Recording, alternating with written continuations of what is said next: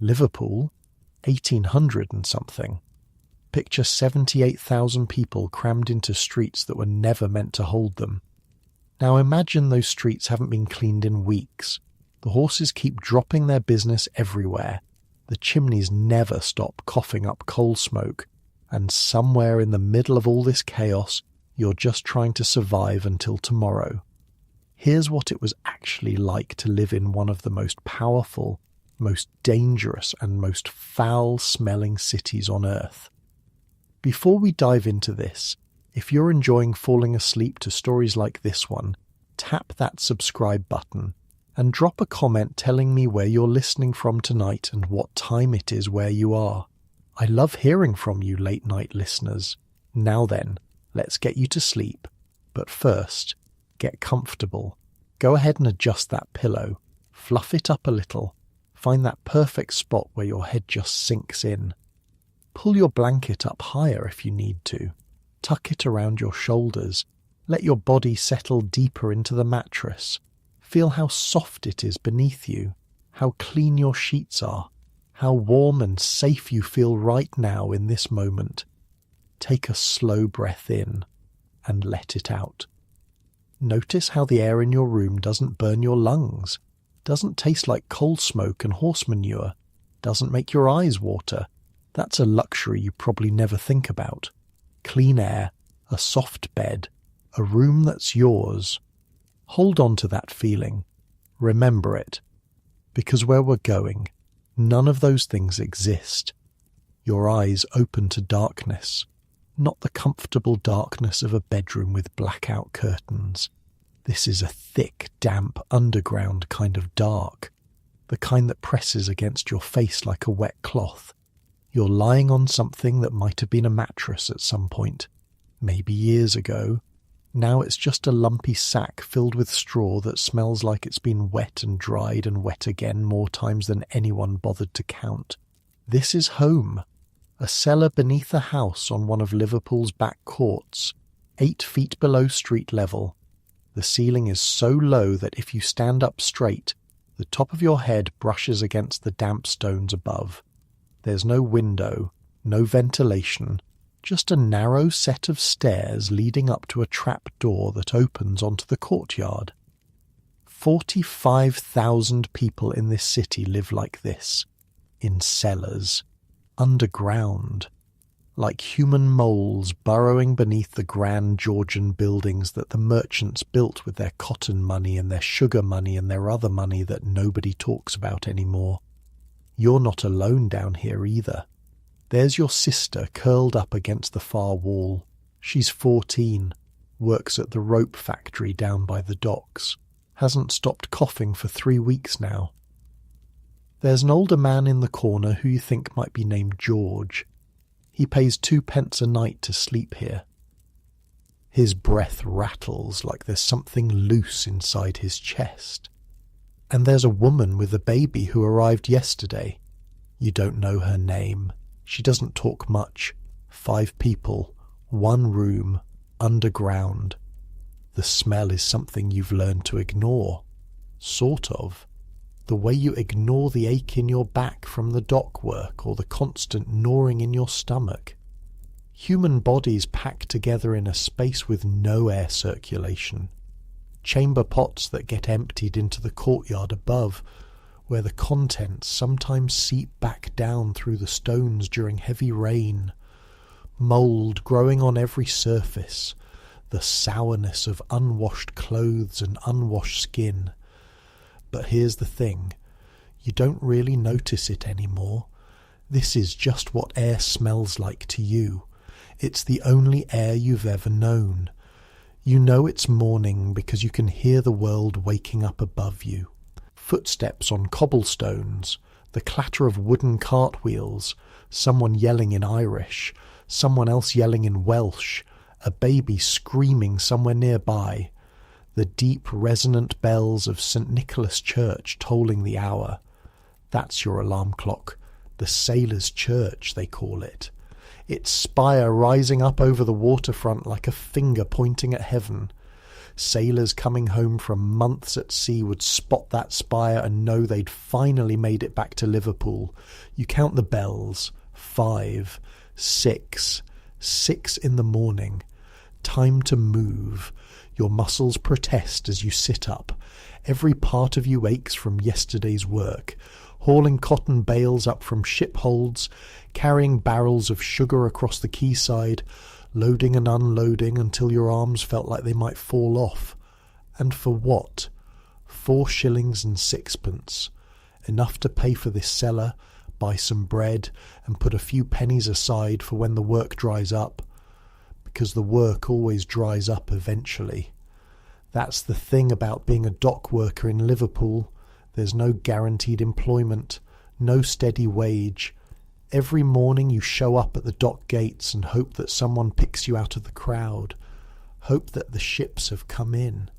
Hope that today isn't the day you go home empty-handed while your sister coughs herself to sleep and the baby next door cries because there's no milk. You pull on your shirt. It's the same shirt you wore yesterday, the same shirt you'll wear tomorrow. You own exactly 2 shirts, and the other one is too torn up to be decent. This one has holes too, but they're smaller holes, more respectable holes. Your trousers are held up with a piece of rope because the button broke off months ago. Your boots have holes in the soles that you've stuffed with newspaper. The newspaper gets wet and falls apart every time it rains, which is constantly. This is Liverpool. It's always raining, or about to rain, or just finished raining. You climb the stairs, push open the trapdoor, and emerge into the courtyard. Okay. So, a court is basically a small enclosed yard surrounded on all sides by buildings. You can only get in or out through a single narrow passageway, about 3 feet wide, that leads to the main street. There's no paving, just bare earth that turns to mud whenever it rains, which again is always.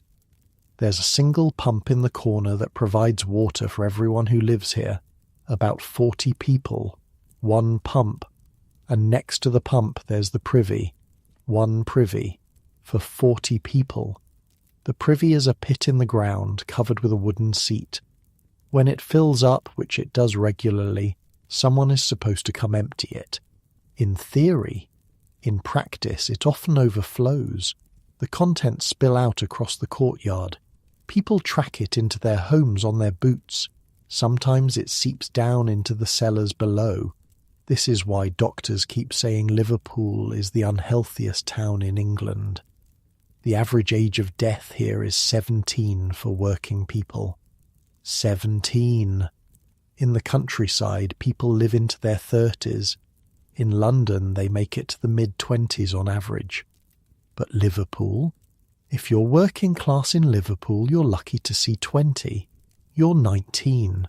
Already living on borrowed time by the statistics. The air in the courtyard is thick with coal smoke. Every house in Liverpool burns coal. Every factory, every ship in the harbour has its boilers going. The smoke rises up and gets trapped under the low clouds that always seem to hang over the city. It creates this permanent haze, a yellow-grey fog that coats everything in a layer of soot. By the end of the day, the inside of your nose will be black, your snot will be black, your spit will be black. That's just how it is. And then there's the horse manure. Liverpool is powered by horses, thousands of them. Every cart, every carriage, every delivery wagon, all horses. And horses, as you're probably aware, produce a significant amount of waste. Something like 15 to 30 pounds per horse per day. Multiply that by the thousands of horses working the streets of Liverpool, and you're looking at mountains of manure piling up faster than anyone can shovel it away. The streets are literally covered in the stuff. In summer, it bakes dry and crumbles into a fine dust that gets into everything. In winter, it mixes with the rain and the mud to create a thick, glutinous paste that can suck the boots right off your feet Right now, in the early morning chill, it's somewhere in between. Wet enough to squelch, dry enough to release that distinctive aroma. Horse, smoke, sewage, unwashed humans. This is the perfume of Liverpool in 1800 something. You make your way through the passage and out onto the street. The sun hasn't properly risen yet, but the city is already in motion, already chaotic, already loud. Carts rumble past, carrying goods toward the docks. Street sellers are setting up their pitches, calling out in half a dozen different accents. Women with baskets on their heads, children darting between the traffic, dogs sniffing through piles of garbage, a dead horse lying in the gutter that's been there for at least 2 days, waiting for someone to come saw it into pieces small enough to haul away. Nobody does anything about a dead horse until it starts to rot, and even then, they're not in any great hurry. You step around it and keep walking. The buildings rise up on either side of you, tall, narrow, soot-stained brick. These were probably nice houses once, 20 years ago, 30, before the city's population exploded, before they started cramming 10 families into buildings designed for one. Now the windows are cracked or boarded up. The doors hang off their hinges. Washing lines stretch across the narrow streets, dripping onto the heads of people walking below. Every few yards there's a gaping doorway leading to another court like the one you just left. Another cluster of families living in cellars, more chamber pots being emptied out of upper windows, more children playing in mud that isn't really mud. But here's the strange thing. Mixed in with all this poverty, all this squalor, you can see evidence of extraordinary wealth.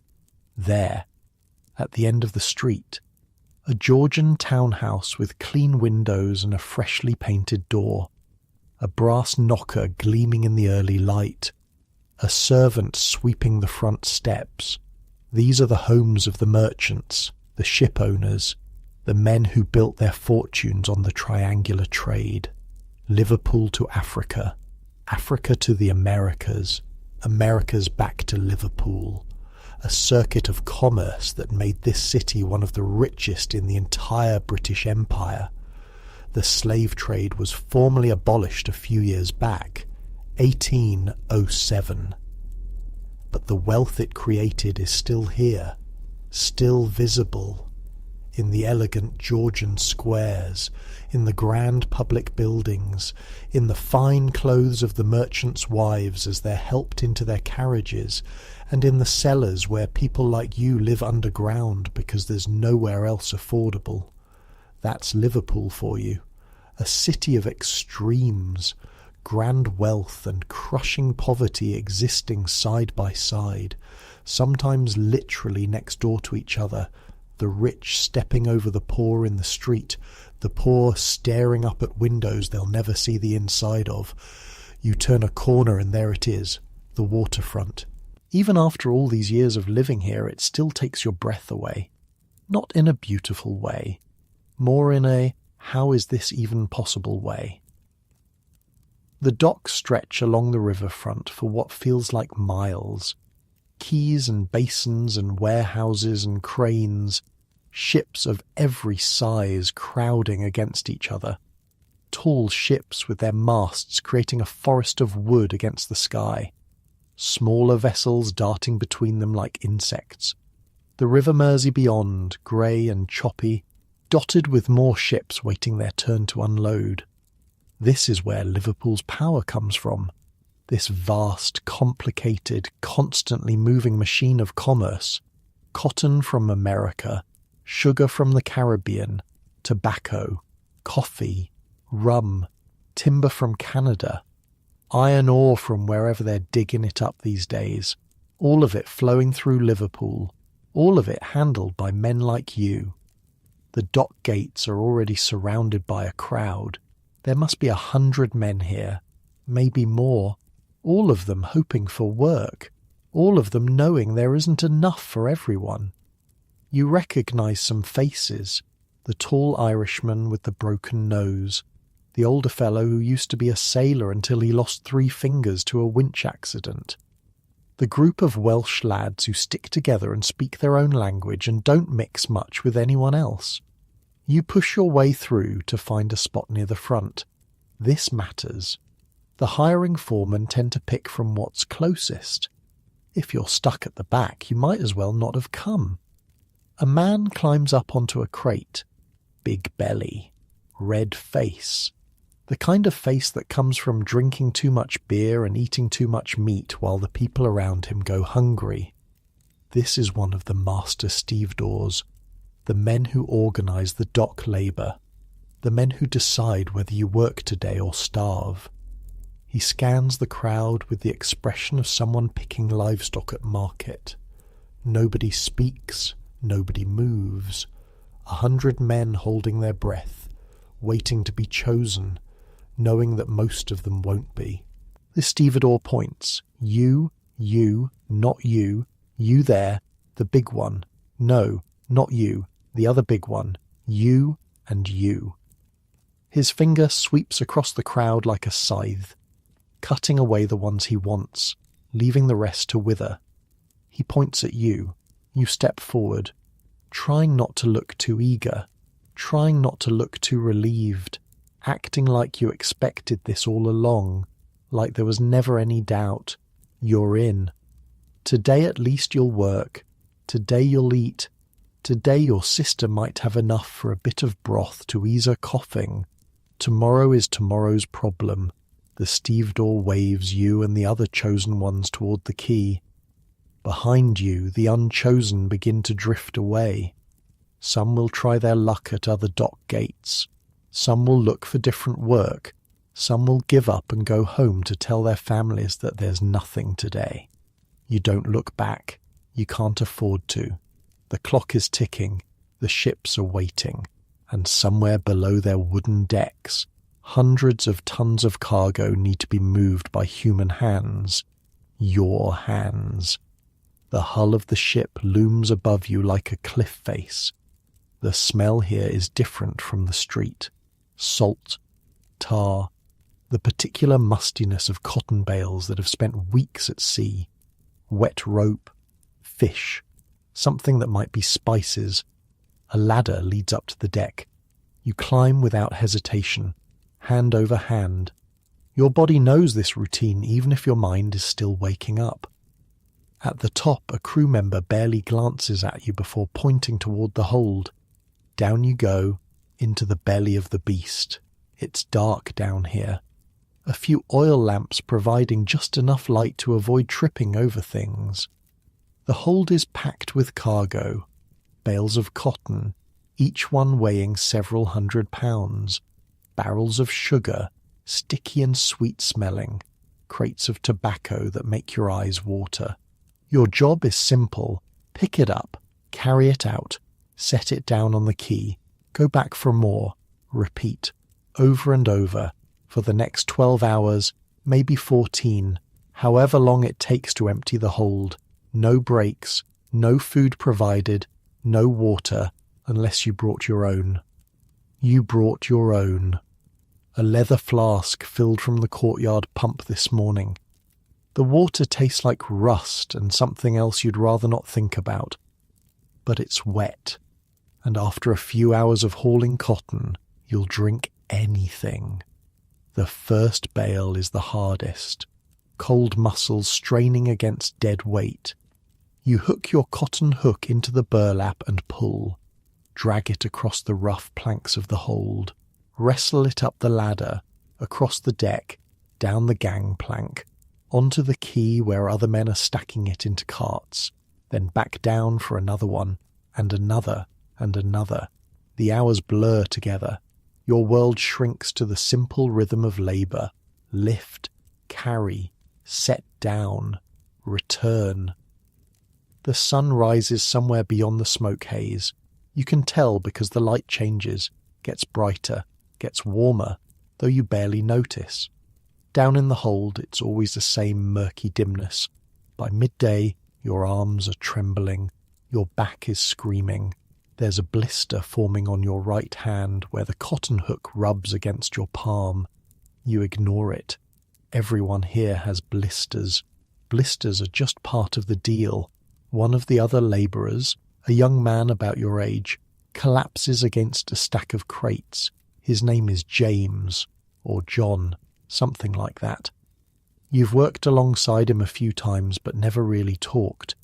There's not much talking down here. Not much breath to spare for conversation when every bit of air you have is going into moving cargo. He's pale, sweating despite the chill of the hold. His hands are shaking. When did you eat last, you ask him. He has to think about it for a moment. Yesterday, maybe the day before. You reach into your pocket and pull out the piece of bread you brought from home. Half a loaf, really. You'd been saving it for later, for when the hunger really hit. But this lad looks like he's about to faint, and if he faints, the stevedore might not hire him tomorrow, might not hire anyone who associates with him either. That's how it works. Weakness is contagious, or at least the bosses treat it that way. Here, eat this. He looks at you like you've just offered him a bag of gold. It's just bread, stale bread at that. But down here, in the hold of this ship, surrounded by millions of pounds worth of cargo that neither of you will ever own even a fraction of, a piece of stale bread can save a life. He eats. You go back to work. This is Liverpool. This is survival. This is the early 1800s, and the sun is barely at its peak. The church bells toll again somewhere in the distance. St. Nicholas, probably. That familiar sound carrying over the rooftops and the smoke and the chaos of the docks, reminding everyone that time is passing, that the day is moving forward even when it feels like you're trapped in an endless loop of lifting and carrying and setting down. You think about that spire, the one the sailors used as a landmark, the one they called Our Lady and St. Nicholas. It's been standing there since medieval times, watching over this waterfront, watching ships come and go, watching Liverpool transform from a tiny fishing village into this sprawling monster of a city. You wonder what the church thought of all those slave ships that used to sail from these docks. Wonder if anyone ever prayed for the people packed into those holds. Probably not. Probably they just prayed for profit. But that's history now. Ancient history almost. The trade ended years ago. The ships carry different cargo these days. Cotton instead of people. Sugar instead of suffering. Well, less suffering anyway. A different kind of suffering.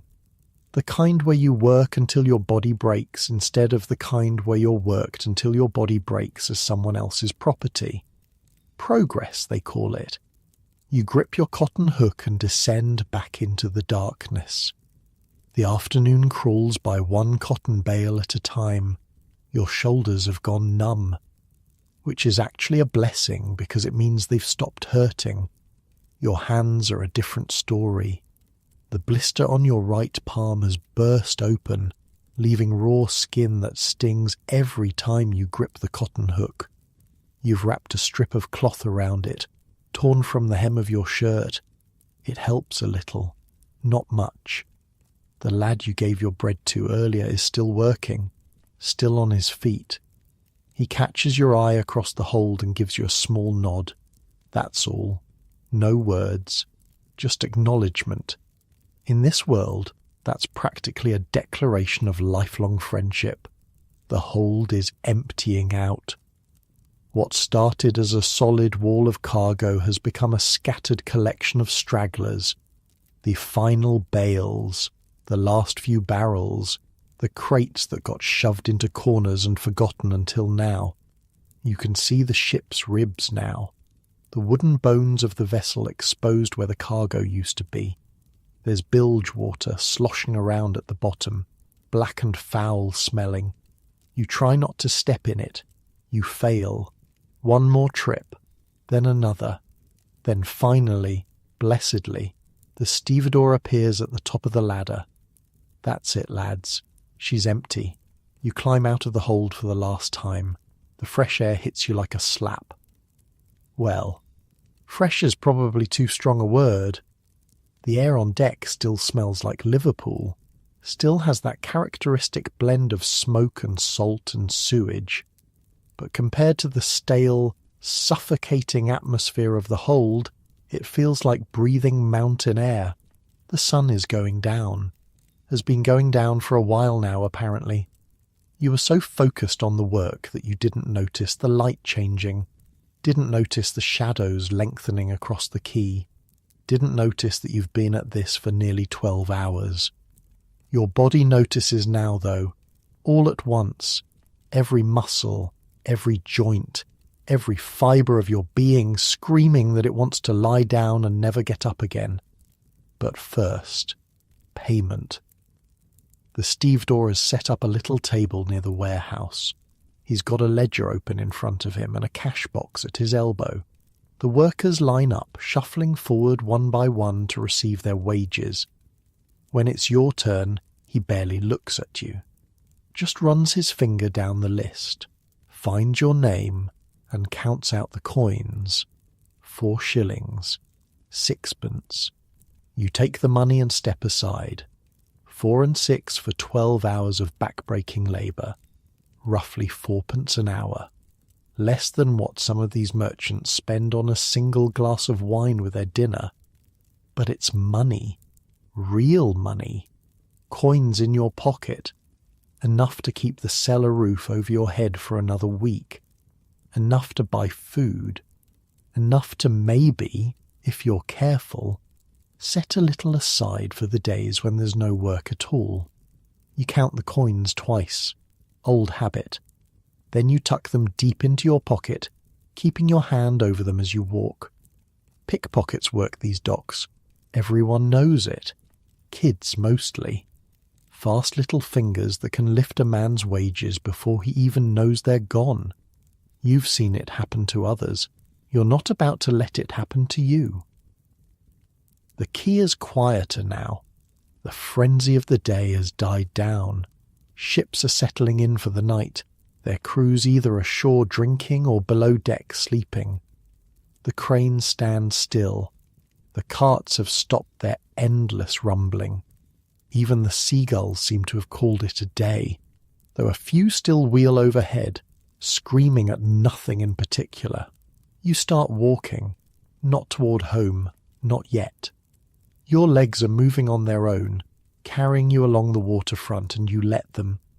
After 12 hours in a dark hold, you need to see the sky for a while, need to feel the wind on your face, need to remember that the world is bigger than cotton bales and ship ladders. The River Mersey stretches out to your left, grey water under a grey sky, but there's a strip of orange and pink at the horizon where the sun is making its exit. Beautiful, almost. If you ignore the floating garbage and the coal smoke and the raw sewage outlet emptying into the water about 50 yards upstream. You walk past warehouse after warehouse, massive brick buildings, 4 and 5 stories tall, their windows dark now that the working day is done. These buildings hold more wealth than you'll ever see in your lifetime. Cotton worth thousands of pounds, sugar, tobacco, rum. All of it sitting behind those locked doors, guarded by night watchmen with cudgels and dogs. Sometimes you wonder what it would be like to own just one of those barrels. Just one. A barrel of sugar or a bale of cotton. Something you could sell. Something that could change your life. But that's not how it works. The cargo belongs to the merchants. The merchants own the ships. The ships employ the stevedores. The stevedores hire you. And at the end of the chain, you get 4pence an hour to move someone else's wealth from one place to another. That's the system. That's how it's always been. You keep walking. The waterfront curves around, and suddenly you're looking at something different. something that doesn't quite fit with the warehouses and the wharves and the general grime of the docks. A building? No, not just a building. A palace. The Liverpool Town Hall rises up from the street like it wandered in from some other city entirely. Some clean, elegant, civilized city where people don't live in cellars and children don't work in rope factories and the average person lives past 17. It's enormous. Columns across the front, tall windows gleaming in the last of the daylight, stone that's actually white, or close to it, instead of the soot-stained grey of everything else in Liverpool. There's a dome on top, and on top of the dome a statue. You've seen this building before, obviously. You've walked past it 100 times, but you've never really looked at it.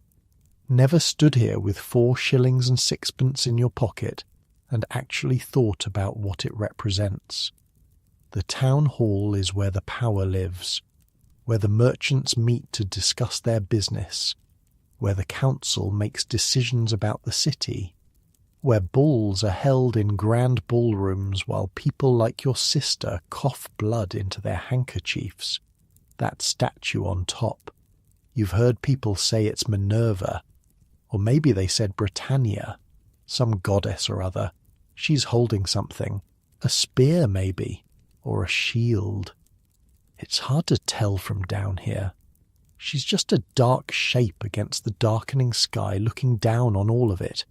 The docks, the warehouses, the courts and cellars, the whole messy, stinking, magnificent disaster of a city. Wonder what she thinks of us, you mutter to nobody in particular. A man walking past gives you an odd look. You ignore him. The building wasn't always like this, you know. Someone told you once. One of the older dock workers who's been around long enough to remember things. There was a fire back in 1790-something. The whole place burned. Took years to rebuild. Cost a fortune that came from the ships in the harbour, from the cargo in the warehouses, from the trade, all of it. Every carved column, every pane of glass, every tile on that domed roof, paid for by the things that pass through this port, including the things that used to scream. You don't like to think about that too much. Nobody does. It's history now. Ancient history. The slave trade ended before you were born. But sometimes, when you're hauling cotton up from a ship's hold, you wonder if this is the same hold where people were once packed in like cargo. If these are the same chains, repurposed to secure barrels instead of wrists. Probably not. Probably they use different ships now, different equipment. Probably. A carriage rattles past and you step back to avoid the splash of mud from its wheels. Through the window you catch a glimpse of the passengers. A man in a tall hat, a woman in silk, jewels at her throat catching the lamplight. They don't see you. People like that never see people like you. You're part of the scenery, part of the machinery. The invisible hands that move their cargo and clean their streets and disappear back into the cellars when the work is done. The carriage stops in front of the town hall. A footman jumps down to open the door. The man in the tall hat steps out first, then turns to help the woman. They're laughing about something, some joke you'll never hear, some world you'll never enter. They disappear through the grand front doors, and just like that they're gone, swallowed up by a building you'll never set foot inside. You should go home. Your sister is waiting. Your legs are about to give out. There's nothing for you here except a view of a life you'll never have. But you stand there for another minute anyway, watching the lamplighters work their way down the street. Watching the windows of the town hall begin to glow as candles are lit inside, imagining the ballrooms, the crystal chandeliers, the tables groaning with food. Your stomach growls, loudly, right. Time to go. You turn away from the town hall and start walking toward the maze of streets that will eventually lead you home. The evening crowd is different from the morning crowd. Fewer carts and workers, more people heading to and from the pubs, more laughter, more shouting, more of the particular energy that comes when the working day ends and the drinking begins. Liverpool has a lot of pubs. Someone once told you that if you lined up every drinking establishment in the city, end to end, they'd stretch for 11.5 miles. You don't know if that's true. You've never tried to count. But it sounds about right.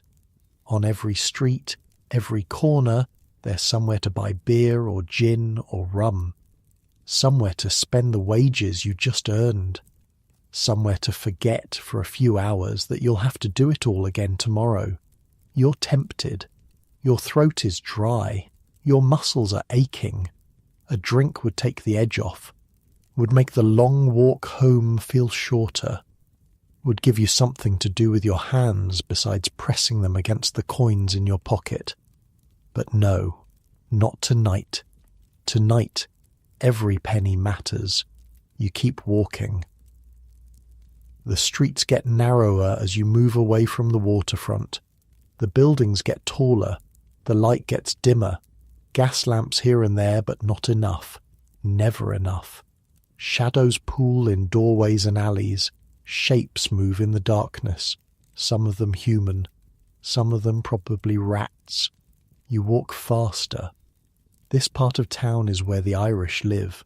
Mostly. Wave after wave of them, coming across the sea to escape whatever horrors they're escaping from back home. Famine. Poverty. Things you don't fully understand because you've never been to Ireland and probably never will. They come to Liverpool thinking it'll be better. Sometimes it is. Sometimes it isn't. You hear their accents everywhere, in the shouts of children playing in the gutters, in the arguments spilling out of tenement windows, in the songs drifting from the pubs, sad songs about places they'll never see again. There are Welsh here too, and Scots, and people from every county in England who came looking for work. Liverpool is a city of strangers, a city where everyone is from somewhere else, a city that swallows you up and spits you out and doesn't much care what happens to you in between. You pass a group of children huddled in a doorway, 5 of them, maybe 6. The youngest can't be more than 5 or 6 years old. They're not playing. They're just sitting there, watching, waiting for something, or someone. One of them makes eye contact with you, a boy, thin face, sharp eyes, the kind of eyes that have seen too much and grown up too fast. You know what he's doing, what they're all doing. They're working.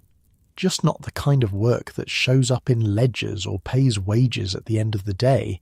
They're watching for marks, for victims, for anyone stupid enough to walk through here with money in their pocket and their guard down.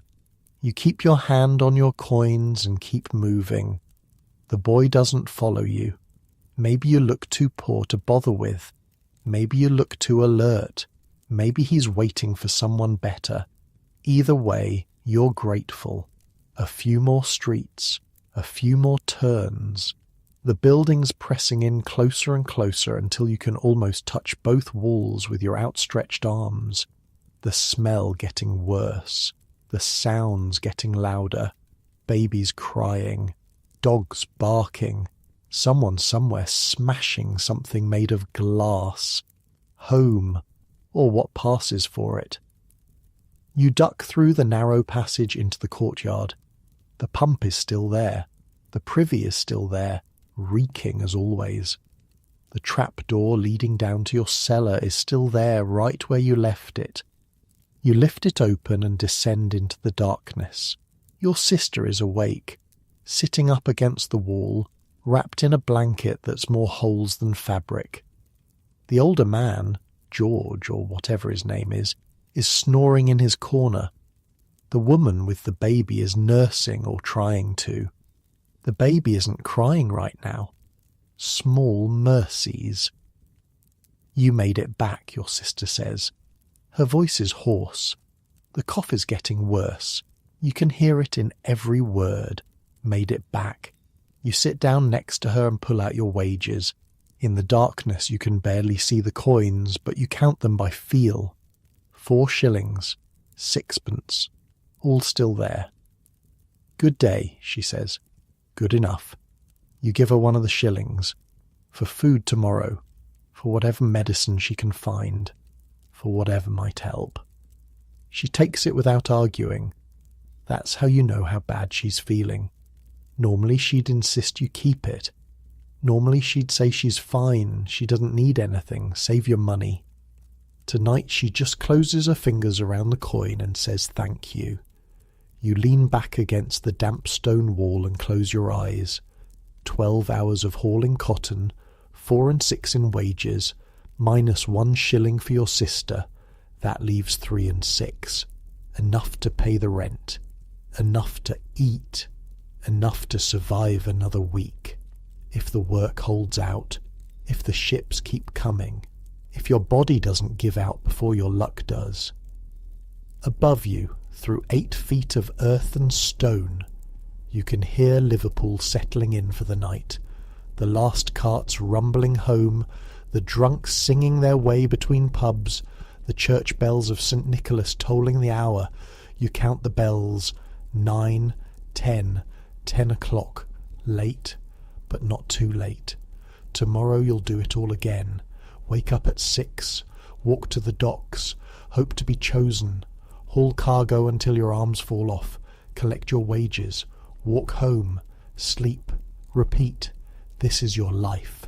This is what survival looks like in Liverpool in the early 1800s. But for now, in this moment, you're done. The day is over.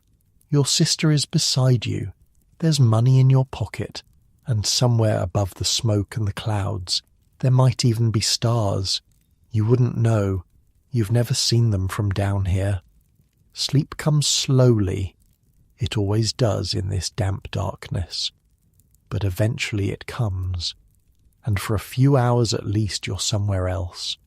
Somewhere the air is clean and the beds are soft and nobody has to work themselves to death, just to earn enough for bread.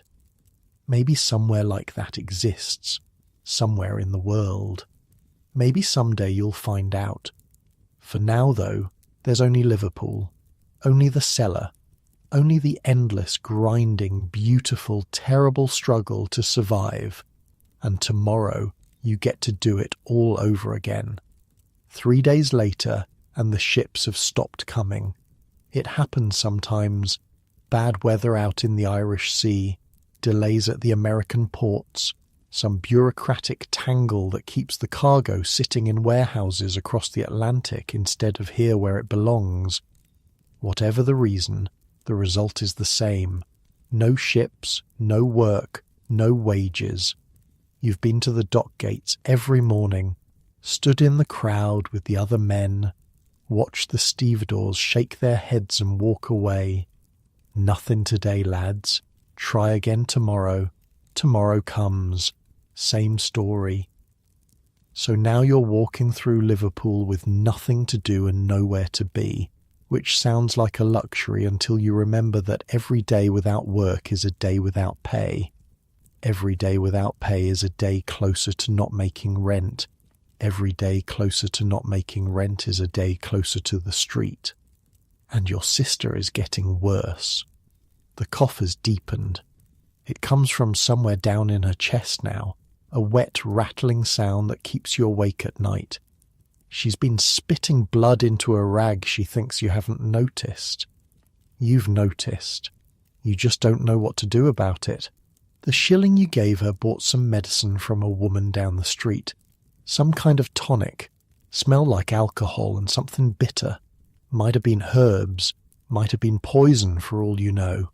It didn't help. Nothing helps. But she needs to eat. You both need to eat. And that means going to market. St. John's Market is about a 15-minute walk from your cellar, through the courts and alleys and streets you've come to know so well. you could navigate them blind.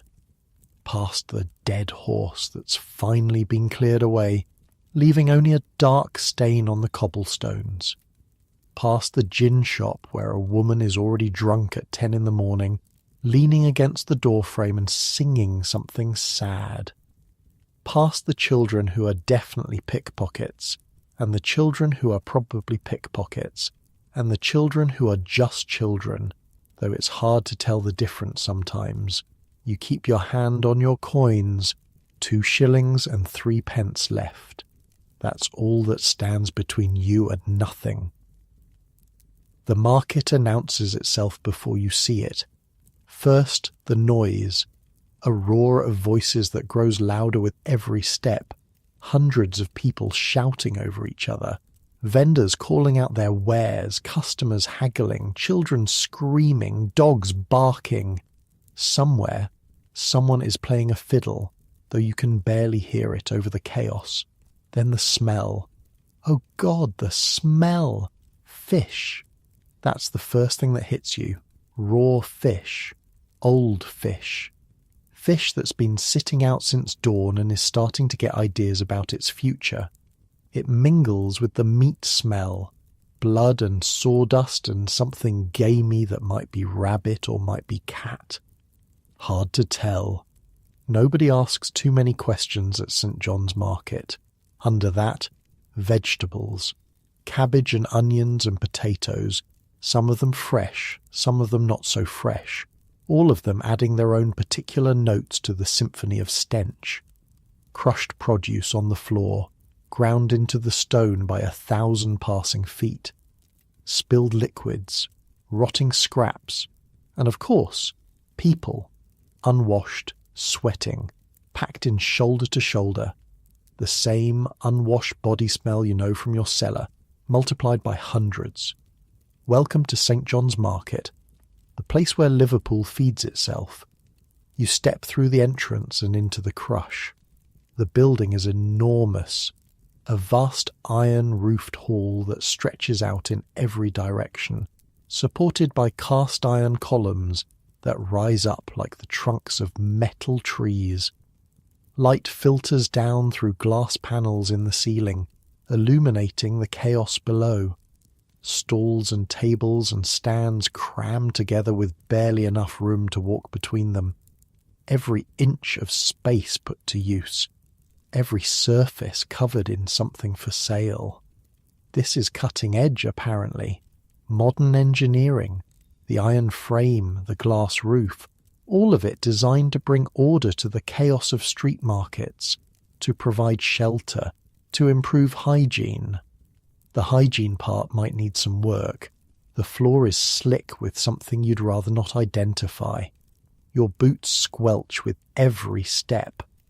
A woman pushes past you carrying a basket of eels still wriggling. A man is butchering a pig right there in the middle of the aisle, blood running into the cracks between the stones. 2 children are fighting over what appears to be a dropped turnip.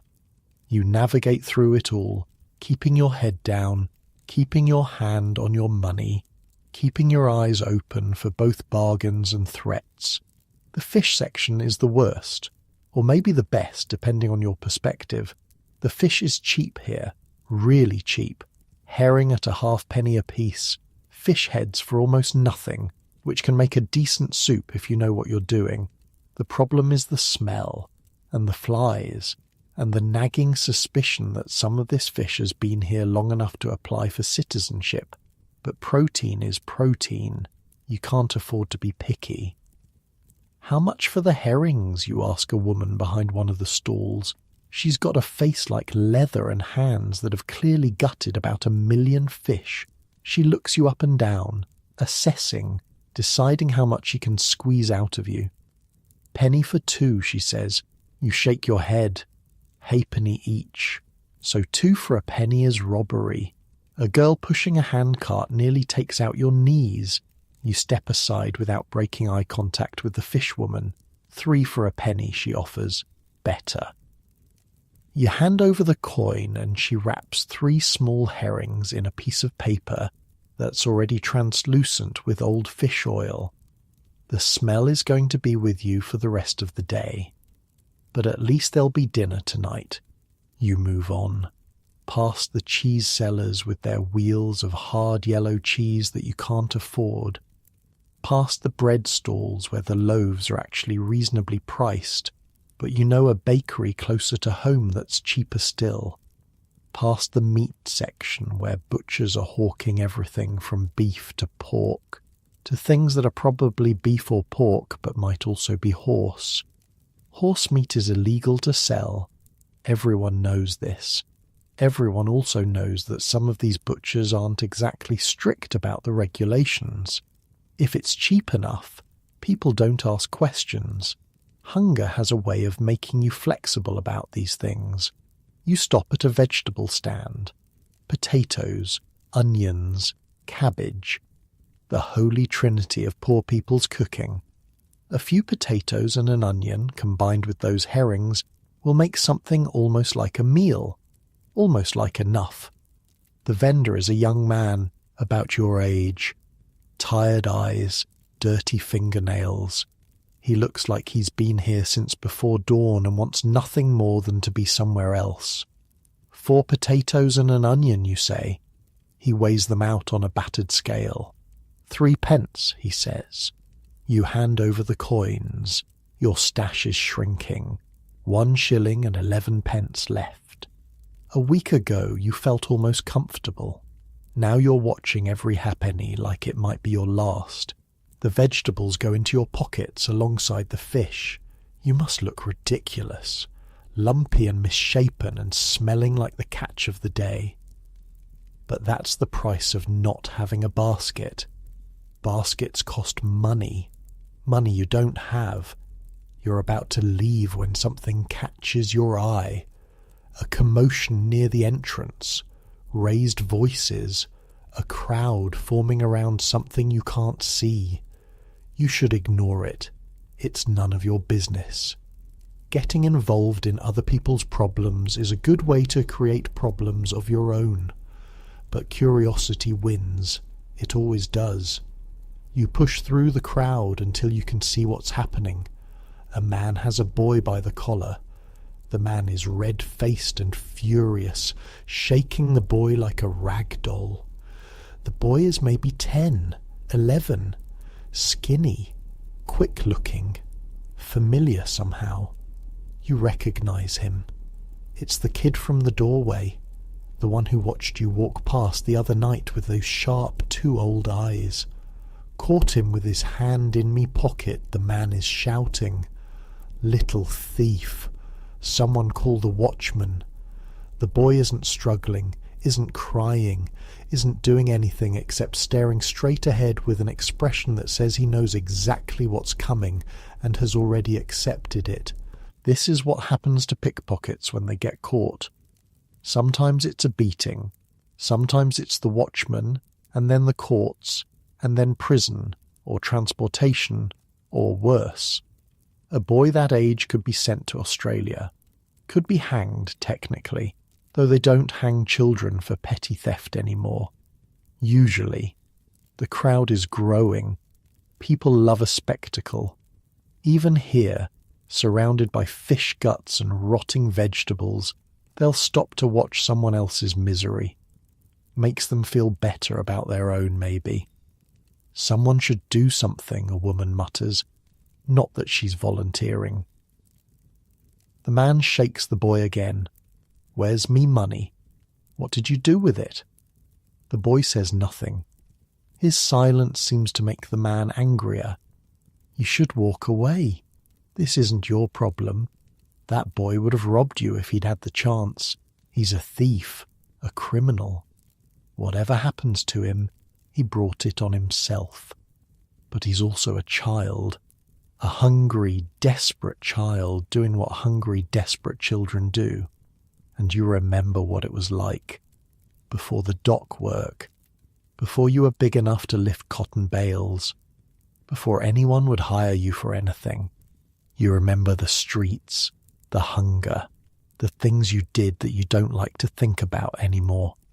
You push forward before you can talk yourself out of it. Hold on, you say. The words are out before you can stop them. Just hold on a minute. The man turns. What's it to you? You don't have a good answer for that. So you make something up. He's my brother's boy. My nephew. I know him. He's not right in the head, see? Doesn't know what he's doing half the time. The lie comes easily. Too easily. The man's grip on the boy's collar loosens just slightly. Your nephew, he says, suspicious. That's right. I'll make it good. Whatever he took, I'll pay for it. You have no idea what you're doing. This is stupid. This is dangerous. This is going to cost you money you can't afford to lose. But the boy is looking at you now. Those sharp eyes suddenly uncertain. Confused. Nobody's ever stepped in for him before. That much is obvious. The man considers. He's still angry, but he's also practical. A bird in the hand and all that. He took 2 shillings, he says. That's a lie. There's no way this man had 2 shillings in his pocket. Not dressed like that. Not here. You'd bet your life the actual amount was 6pence or less. He took 6pence, you say. Maybe 8. That's what these kids usually go for. Quick grabs, small amounts. Anything more and they can't run fast enough. The man's face tells you you're right. Fine, he growls. 8pence. And you keep him away from this market or next time I'll break his fingers myself. You hand over 8pence. 8pence you desperately needed. 8pence that represents meals, security, survival. The man releases the boy and disappears into the crowd, muttering about thieves and vermin and the decline of civilized society. The boy stands there, staring at you. Why'd you do that? He asks. Good question. You're not sure you have an answer. 'Cause I'm an idiot, you say. Now get out of here before someone else catches you. He doesn't move. Those eyes, assessing you, trying to figure out your angle. Everyone's got an angle. That's what his eyes say. Nobody does anything for free. I don't want anything from you, you say. Just go. And maybe try not to get caught next time. Something shifts in his face. The wariness doesn't disappear exactly, but it settles into something else. Something almost like respect. He reaches into his shirt and pulls out a coin, hands it to you. It's a shilling. What's this? What I actually took, he says. That man was lying about the 8pence. I got a shilling off him before he noticed. You stare at the coin, then at the boy, then back at the coin. He's giving you money. This child pickpocket is giving you money. More than you just paid to save him. Consider it even, he says. And then he's gone. Vanished into the crowd like smoke. Like he was never there at all. You stand in the middle of St. John's Market holding a shilling that a 10-year-old thief just handed you, surrounded by fish and vegetables and the endless noise of people trying to survive. This city, this mad, impossible, beautiful, terrible city. You pocket the shilling and start walking home. The fish is already starting to smell worse, if that's possible. The potatoes are bruising against your hip with every step, but you're smiling. You can't help it. In a world that seems designed to grind people down, sometimes the strangest things happen. Sometimes a pickpocket pays you back. Your sister is asleep when you get home, or pretending to be asleep, which amounts to the same thing. The cellar is quiet except for her breathing. That rattling, wet breathing that scares you more every day. You set the food down and start preparing dinner. There's a small fire pit in the corner. Not really allowed, but everyone does it. You get a little fire going with scraps of wood and dried leaves, just enough to cook the fish. The smoke rises up through the cracks in the trap door. Nobody complains. Everybody does it. The whole court probably smells like smoked herring by now. The fish sizzles. The potatoes go into the pot of water you fetched from the pump earlier. The onion gets chopped and added to the mix. It's not much. It's barely anything, really. But it's food. It's dinner. It's another day survived. Your sister wakes up to the smell of cooking. "You're back," she says. Her voice is worse than this morning. Weaker. "I'm back. Got some fish. Potatoes. You need to eat." She doesn't argue. That scares you more than anything. You divide the food onto 2 plates. Chipped plates. Salvaged from somewhere. You don't remember where. The portions are small, but they're equal. She tries to give you some of hers. You refuse. She needs it more. Outside, somewhere in the distance, a church bell tolls. Not St. Nicholas this time. A different church. There are so many churches in Liverpool. They seem to breed like rabbits. Every denomination, every faction, all of them promising salvation while people die in cellars 8 feet underground. You eat in silence. The fish is better than you expected. Fresh enough. The potatoes are filling. The onion adds something that almost resembles flavour. For a few minutes, everything is almost okay. Almost peaceful. Just the 2 of you, sharing a meal, pretending that tomorrow isn't coming, but tomorrow is always coming. That's the thing about tomorrows. They never stop. You finish your food, clean the plates, bank the fire so it won't burn through the night. Your sister has fallen asleep again. Real sleep this time, not pretending. You can tell by the way she's breathing. Still that terrible rattle, but deeper now. Slower. You lie down next to her and stare up at the darkness where the ceiling should be. 1 shilling and 14 pence left, plus the shilling from the boy. 2 shillings and 14 pence total.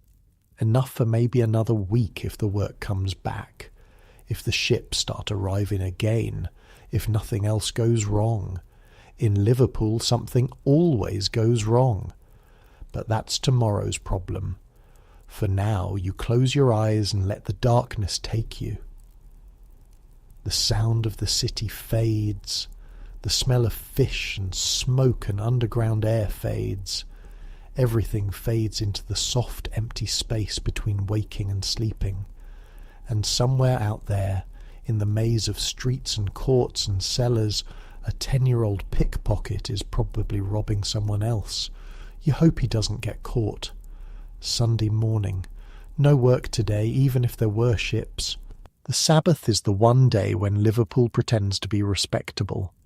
The docks fall quiet. The warehouses stay locked. The endless machinery of commerce grinds to a halt for a few hours so that everyone can put on their best clothes and pretend they're not the same people who were cursing and spitting and shoveling horse manure yesterday. Your best clothes are the same as your worst clothes. The shirt with fewer holes, the trousers held up with rope. But you've washed your face at least. Use the last of the water from the pump to scrub the worst of the dock grime from your skin. You almost look presentable. Your sister wanted to come. Insisted, actually, in that stubborn way she has when she's made up her mind about something. But the coughing fit that seized her this morning settled the argument. She's staying in the cellar, resting, trying to breathe without sounding like she's drowning. You told her you'd pray for her. She laughed, a wet, rattling laugh that turned into another cough. Pray for yourself, she said. God's not listening to either of us. Maybe she's right. But you're going anyway. Not because you believe exactly, but because on Sundays the churches open their doors, and for a few hours you can sit somewhere that isn't underground, somewhere with light and air and space, somewhere that smells like candle wax instead of sewage. St. Nicholas is the closest, the sailors' church, the one whose bells have been marking the hours of your life for as long as you can remember. You've never actually been inside. The walk takes you through streets that are strangely quiet. Shops closed, pubs closed, at least officially, though everyone knows there are back rooms where a man can get a drink if he knows where to look. Children playing in the gutters, but fewer of them. Dressed a little nicer, hair combed. Like their mothers have been at them with spit and determination, trying to make them look like proper Christian children for a few hours. The church appears ahead of you, rising up from the waterfront like it's grown there, like it's as much a part of Liverpool as the docks themselves. And it is, really. It's been here since medieval times, watched over this riverbank while Liverpool grew from a fishing village to a market town to whatever it is now. This sprawling, stinking, magnificent monster of a city. The spire is what catches your eye first. Tall and elegant, pointing straight up at the sky like a finger accusing heaven of something. That spire has guided sailors home for generations. You've heard the old-timers talk about it, how they'd be out on the Irish Sea, weeks at sea, months at sea, and then they'd spot that spire on the horizon and know they'd made it, know they'd survived, know that Liverpool was waiting with all its chaos and its filth and its promise of solid ground. But the spire you're looking at isn't the original.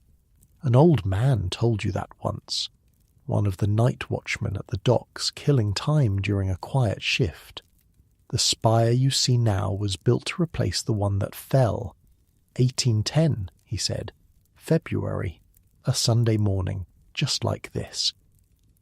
The bells were ringing. Families were gathering for service.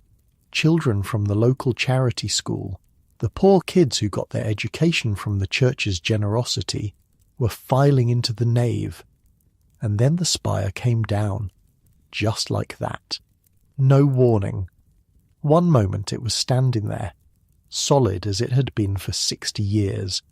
The next moment it was falling, crashing through the roof of the church, stone and timber and slate coming down on the people below. 25 dead.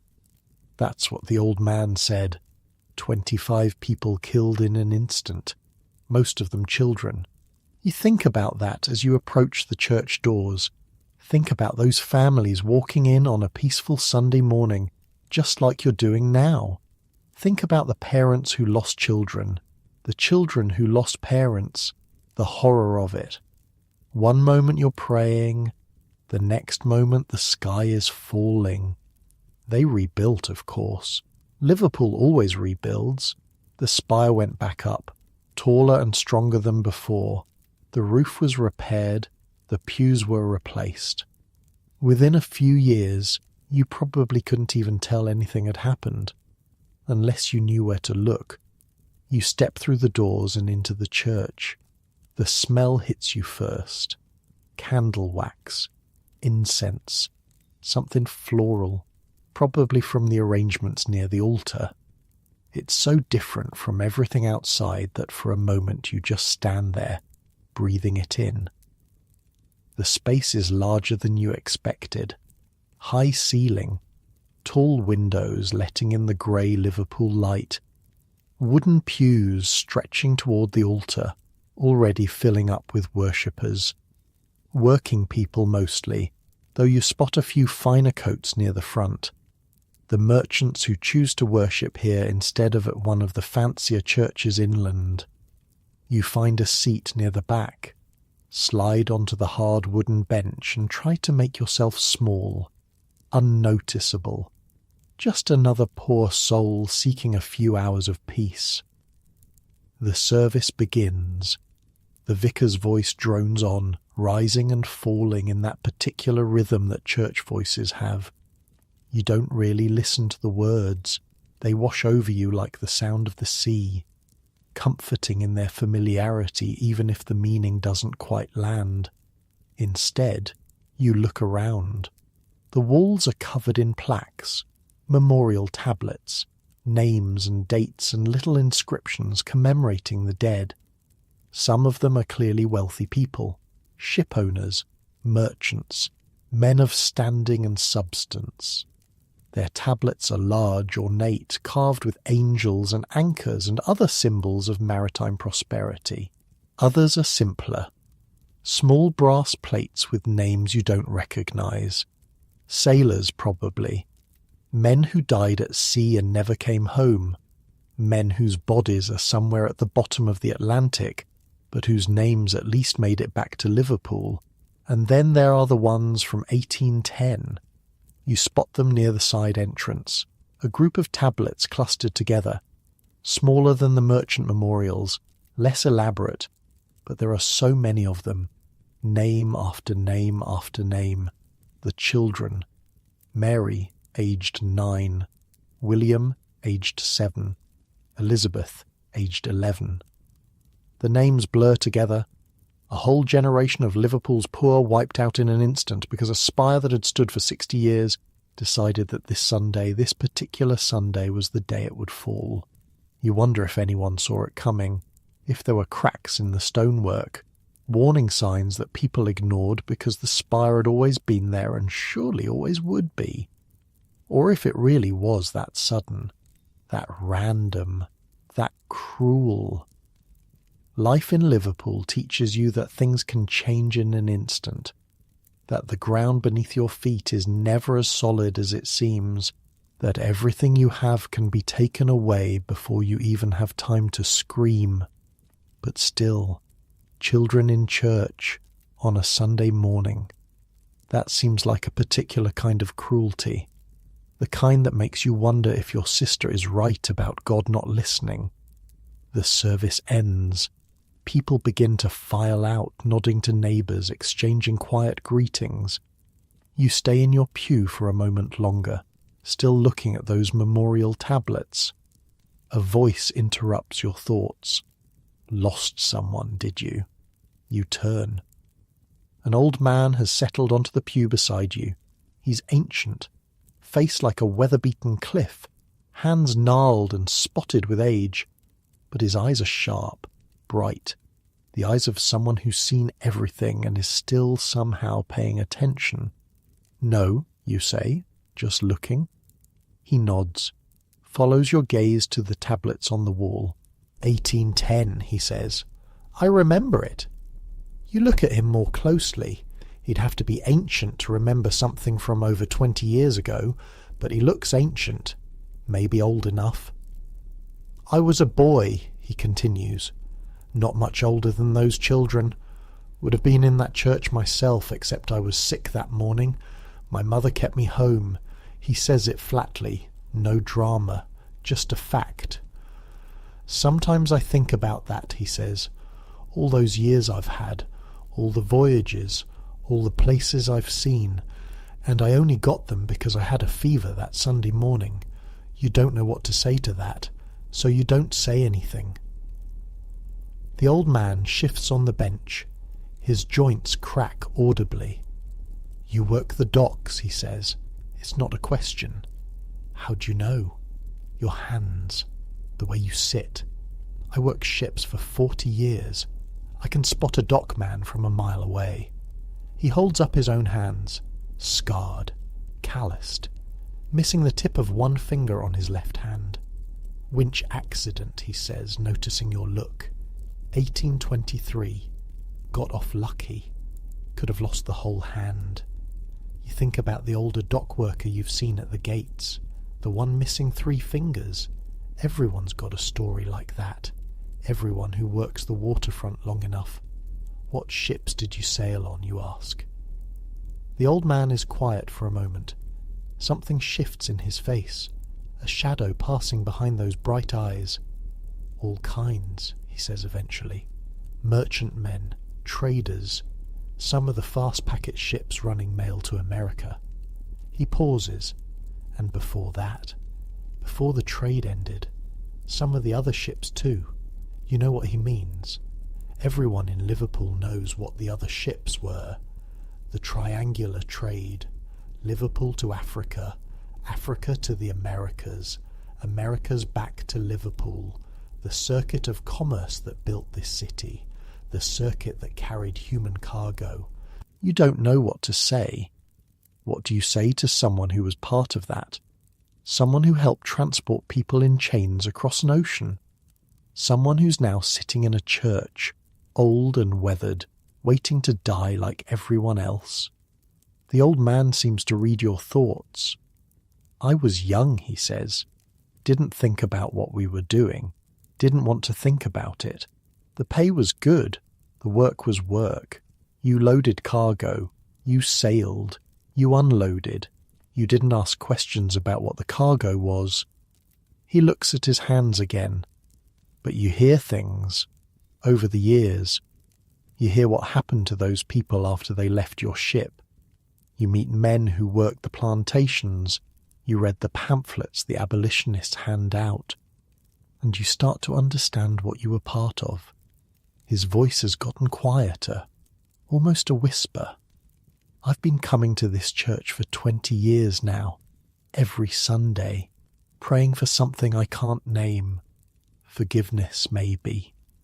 Except I don't think there's enough forgiveness in the world for what we did. The church is nearly empty now. Just you and this old man and the memorial tablets on the walls. The candles are burning low. The grey light from the windows seems dimmer than before. Why are you telling me this, you ask? He shrugs. A tired, ancient movement. Because you're young. Because you work the docks. Because I see myself in you, 40 years ago, before I knew what I know now. He turns to look at you directly, those sharp eyes fixing on yours. This city, he says, this whole city, every building, every street, every stone, it's all built on blood. The town hall, the grand houses, the warehouses full of cotton, all of it paid for by suffering, by people who were bought and sold like cattle, by children who died in chains before they ever saw land again. He gestures toward the altar, even this church. You think those merchants donated money out of Christian charity? They donated to ease their consciences, to buy their way into heaven, to pretend that they weren't monsters. His hand falls back to his lap. The trade ended 20 years ago, but the money didn't end. The money never ends. It just changes shape, becomes buildings, becomes power, becomes the city that you and I live in now. You sit with that for a moment, the weight of it, the knowledge that the ground you walk on, the air you breathe, the very streets you navigate every day, all of it has this history, this darkness, this blood. I didn't know, you say, which is stupid because everyone knows. But knowing and understanding are different things. Nobody knows, the old man says. Not really. That's how we live with it. We don't look too close. Don't ask too many questions. Don't think about what's buried under our feet. He struggles to his feet, his knees popping like damp firewood. I've taken enough of your Sunday, he says. You've got a life to get back to, a sister to take care of if I heard right. You don't remember mentioning your sister, but old men hear things. Liverpool is a small city in some ways. Everyone's business is everyone's business. He reaches into his pocket and pulls out a coin, presses it into your hand. It's a shilling. For the girl, he says, get her some decent medicine, not that rubbish they sell in the market. You try to give it back. He refuses. Consider it an old man's penance, he says. 1 shilling out of a lifetime of wages earned the wrong way. It's not enough. It'll never be enough. But it's something. And then he's gone, shuffling down the aisle, out the door, into the grey Liverpool morning. You sit there for a long time after, holding the shilling, looking at the memorial tablets, thinking about the children who died when the spire fell, thinking about the children who died on ships crossing the Atlantic, thinking about your sister coughing in a cellar that was probably built with slave money. The candles gutter and die. The church grows darker. Eventually someone comes to tell you they're closing up, and you have to leave. You step out into the street. The waterfront stretches before you, quiet on this Sunday afternoon. The ships at anchor, the warehouses locked, everything waiting for Monday when the machinery of commerce will start grinding again. You look at St. Nicholas, at the spire that fell and was rebuilt, at the church that has watched over this harbour for centuries, that has blessed ships going out and welcomed them home, that has christened children and buried them, that has heard confessions from sailors and merchants and dock workers and everyone else who has passed through this city. The bells begin to toll, not calling people to service this time, just marking the hour. The same sound you've heard every day of your life, but it sounds different now, heavier, like the bells are carrying something you didn't know about before. You pocket the shilling and start walking home. 3 shillings and 14 pence now, the old man's money plus what you had before, enough for medicine, enough for food, enough to survive a little longer. Your sister is going to ask where you got it. You're not sure what you'll tell her. The truth seems too heavy, too complicated. How do you explain that an old slave ship sailor gave you a shilling out of guilt that's been festering for 40 years? Maybe you'll just say you found it, or earned it somehow. A small lie to protect her from a bigger truth. That's what Liverpool does. What everyone in Liverpool does. Small lies to survive, big lies to sleep at night, and underneath it all the truth that nobody wants to look at. The blood in the stones, the ghosts in the harbour, the weight of history pressing down on everyone who lives here. You walk home through streets that suddenly seem different, older, darker, full of stories you never thought to ask about. The cellar is waiting. Your sister is waiting. Tomorrow is waiting. But for now, you just walk, one foot in front of the other, through a city that has revealed for just a moment what it's built on, and you wonder if you'll ever see it the same way again. The ships came back on Tuesday. You heard them before you saw them. The shouting from the docks carrying over the rooftops. Ships in, ships in. Work today. You were out the door before your sister could say goodbye. Down the passage, through the court, into the streets. Running now, or something close to it. Your body protesting every step, but your mind focused on one thing only: work. The crowd at the dock gates was bigger than usual. All those men who'd been turned away for days, all those empty pockets and hungry bellies, all pressing forward at once. You fought your way toward the front, elbows and shoulders and muttered curses. Someone stepped on your foot. You stepped on someone else's. Nobody apologized. Nobody expected apologies. The stevedore climbed up on his crate.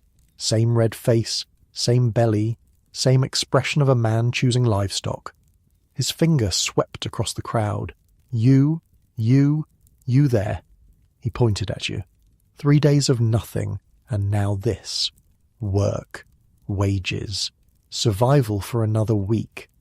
You didn't smile, didn't celebrate, just stepped forward and followed the others toward the ships. That was 12 hours ago. Now you're walking home with 4 shillings and 6pence in your pocket, same as before. Your arms are screaming. Your back is a solid mass of pain. The blister on your hand has reopened, and there's blood mixed with the dirt on your palm. But you're smiling anyway. Can't help it. Money means medicine. Medicine might help your sister. Might not, but might is better than nothing. The route home takes you through parts of Liverpool you don't usually see. You're too tired to take the direct path, the one that leads through the worst of the courts and alleys. So you're wandering, taking the longer way, the way that leads past actual buildings instead of just tenements stacked on top of each other. That's how you end up on this particular street. You're not even sure what street it is. somewhere north of the docks, somewhere that was probably countryside a few decades ago, before Liverpool swallowed it whole. The buildings here are different, newer, purpose-built, as they say, not old houses carved up into a dozen cramped dwellings. And then you see it, a building with a windmill next to it. Now, windmills aren't unusual in Liverpool. There used to be dozens of them. 74 at the last count, or so someone told you once. Grinding grain for the city's bread, pumping water, doing all the work that wind could do before steam started taking over. But this windmill is right next to this building, and something about the building makes you stop. It's not grand, not like the town hall or the merchants' houses, but it's clean, well kept. There's a sign above the door, though you're too far away to read it. And there are people coming and going, young people, children maybe, or not quite children, young men and women, moving with a strange kind of careful deliberation. You watch for a moment, trying to figure out what you're seeing. One of them bumps into a post. Not hard, just a gentle collision. He adjusts his path and keeps walking. No embarrassment, no surprise, like he expected it. And then you understand. They can't see. These are blind people. This is some kind of place for blind people. You've seen blind beggars on the streets, of course. Liverpool has plenty of them. Men and women sitting in doorways with cups out asking for pennies. Some of them faking it, probably, but some of them genuinely unable to see. Casualties of accidents or illness or just bad luck. But you've never seen anything like this. A building dedicated to them. A place where they seem to be doing something other than begging. Curiosity pulls you closer. The sign above the door comes into focus as you approach. School for the Indigent Blind. Indigent. You know that word. It means poor, desperately poor. A school for poor blind people. You stand there like an idiot, staring at the building, trying to make sense of it. Schools cost money. Schools are for people who can afford to send their children to learn reading and writing and arithmetic. Not for blind beggars. Not for people like the ones you see shuffling through Liverpool streets. Can I help you with something? A voice. You turn. A man is standing in the doorway of the building, middle-aged, well-dressed, but not extravagantly so. He has the look of someone who spends his days dealing with paperwork and his nights worrying about money. An administrator of some kind, a keeper of ledgers. Sorry, you say. I was just looking. The man studies you for a moment, taking in your dock worker's clothes, your calloused hands, your general air of exhaustion and poverty. You're welcome to come inside, he says. If you're curious. We don't turn people away. You should say no. You should go home. Your sister is waiting. The medicine won't buy itself, but your feet are already carrying you toward the door. Inside, the building smells of wood shavings and something else, something you can't quite identify. The man leads you down a corridor past doors that open onto rooms full of people, young people, working at things. In one room, they're weaving baskets, their fingers moving with incredible speed and precision, threading strips of cane together into shapes. They can't see what they're doing. They're doing it by touch alone. In another room, they're making brushes, taking bristles and binding them to wooden handles. The same impossible dexterity, the same confidence. In a third room, there's music. A group of young people gathered around instruments, violins, a piano, someone singing. The sound is beautiful, genuinely beautiful. Not the rough music of street performers, something trained, practiced, refined. You stop in the doorway listening. The administrator stops beside you. That's what most people notice first, he says. The music. It's what we're known for, I suppose. How do they... You start, then stop. The question seems rude somehow. How do they learn? He finishes for you. The same way anyone learns. Practice, repetition, good teaching. Being blind doesn't make you stupid. It just means you learn differently. He gestures to you to follow him, and you continue down the corridor. This place was founded 30 years ago, he says, by a man named Edward Rushton. Have you heard of him? You shake your head. He was a poet. A good one, by all accounts. Published several volumes. But that's not what he's remembered for. What he's remembered for is this place. The administrator pushes open a door and leads you into a small courtyard. The windmill is visible from here, its sails turning slowly in the afternoon breeze. Rushton went blind himself, the administrator continues, when he was young, 19, 20. He was a sailor then, working on ships out of Liverpool. A sailor? Like the old man in the church. You wonder if they knew each other, if their paths ever crossed on those wooden decks. He was on a slave ship, the administrator says, carrying people from Africa to the Americas. There was an outbreak of disease on board. Something with the eyes. It spread through the cargo hold like wildfire. The cargo hold. You know what that means? The people in chains. The human beings being transported like cotton or sugar. Rushton tried to help them, the administrator says. Went down into the hold and tended to the sick. Tried to save as many as he could. And in the process he caught the disease himself. You look at the man, waiting. He lost his sight. Completely. 19 years old and blind for the rest of his life. Because he tried to help people that everyone else had written off as cargo. The wind picks up. The windmill's sails creak as they turn. After that, Rushton became an abolitionist. Spent decades fighting against the slave trade, writing poems, giving speeches, making himself unpopular with the merchants who ran this city. He was practically a pariah by the end. The administrator smiled slightly, but he also did this. He took his blindness and turned it into something. He realized that blind people didn't have to be beggars, didn't have to be helpless. They just needed someone to teach them, to give them skills they could use. So he started this school. You look back at the building, at the young people learning to weave baskets and make brushes and play music. They come here with nothing, the administrator says.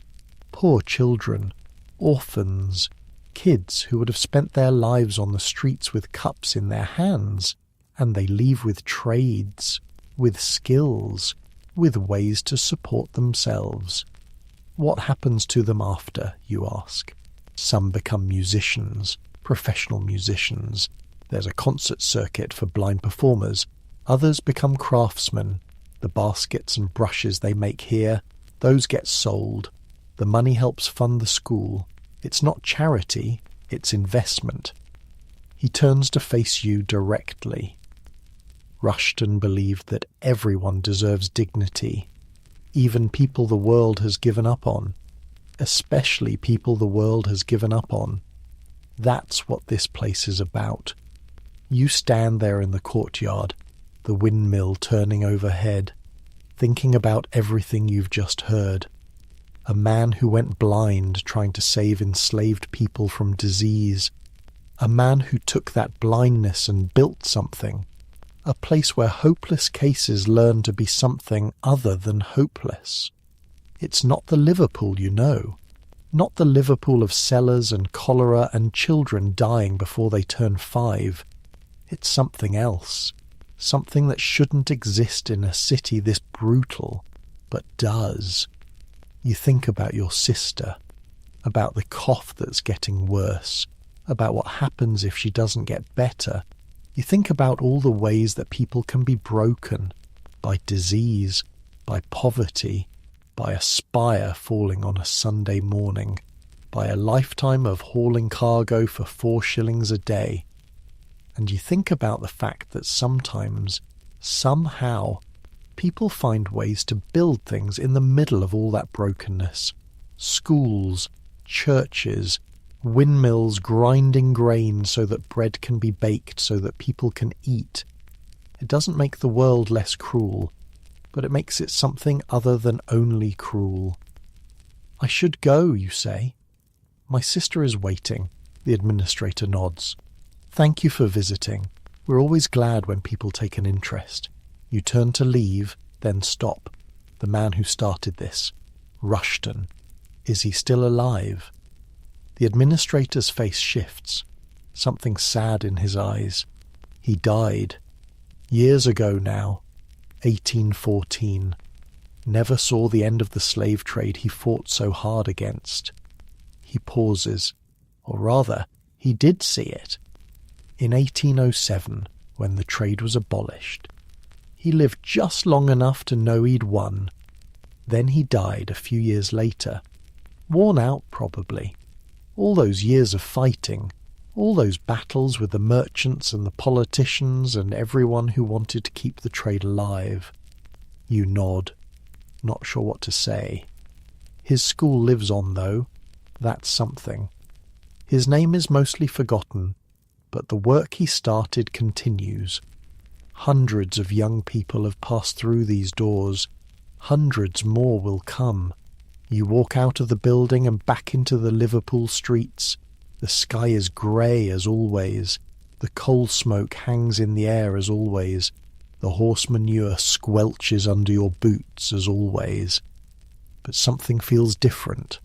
Lighter, maybe. Or heavier in a different way.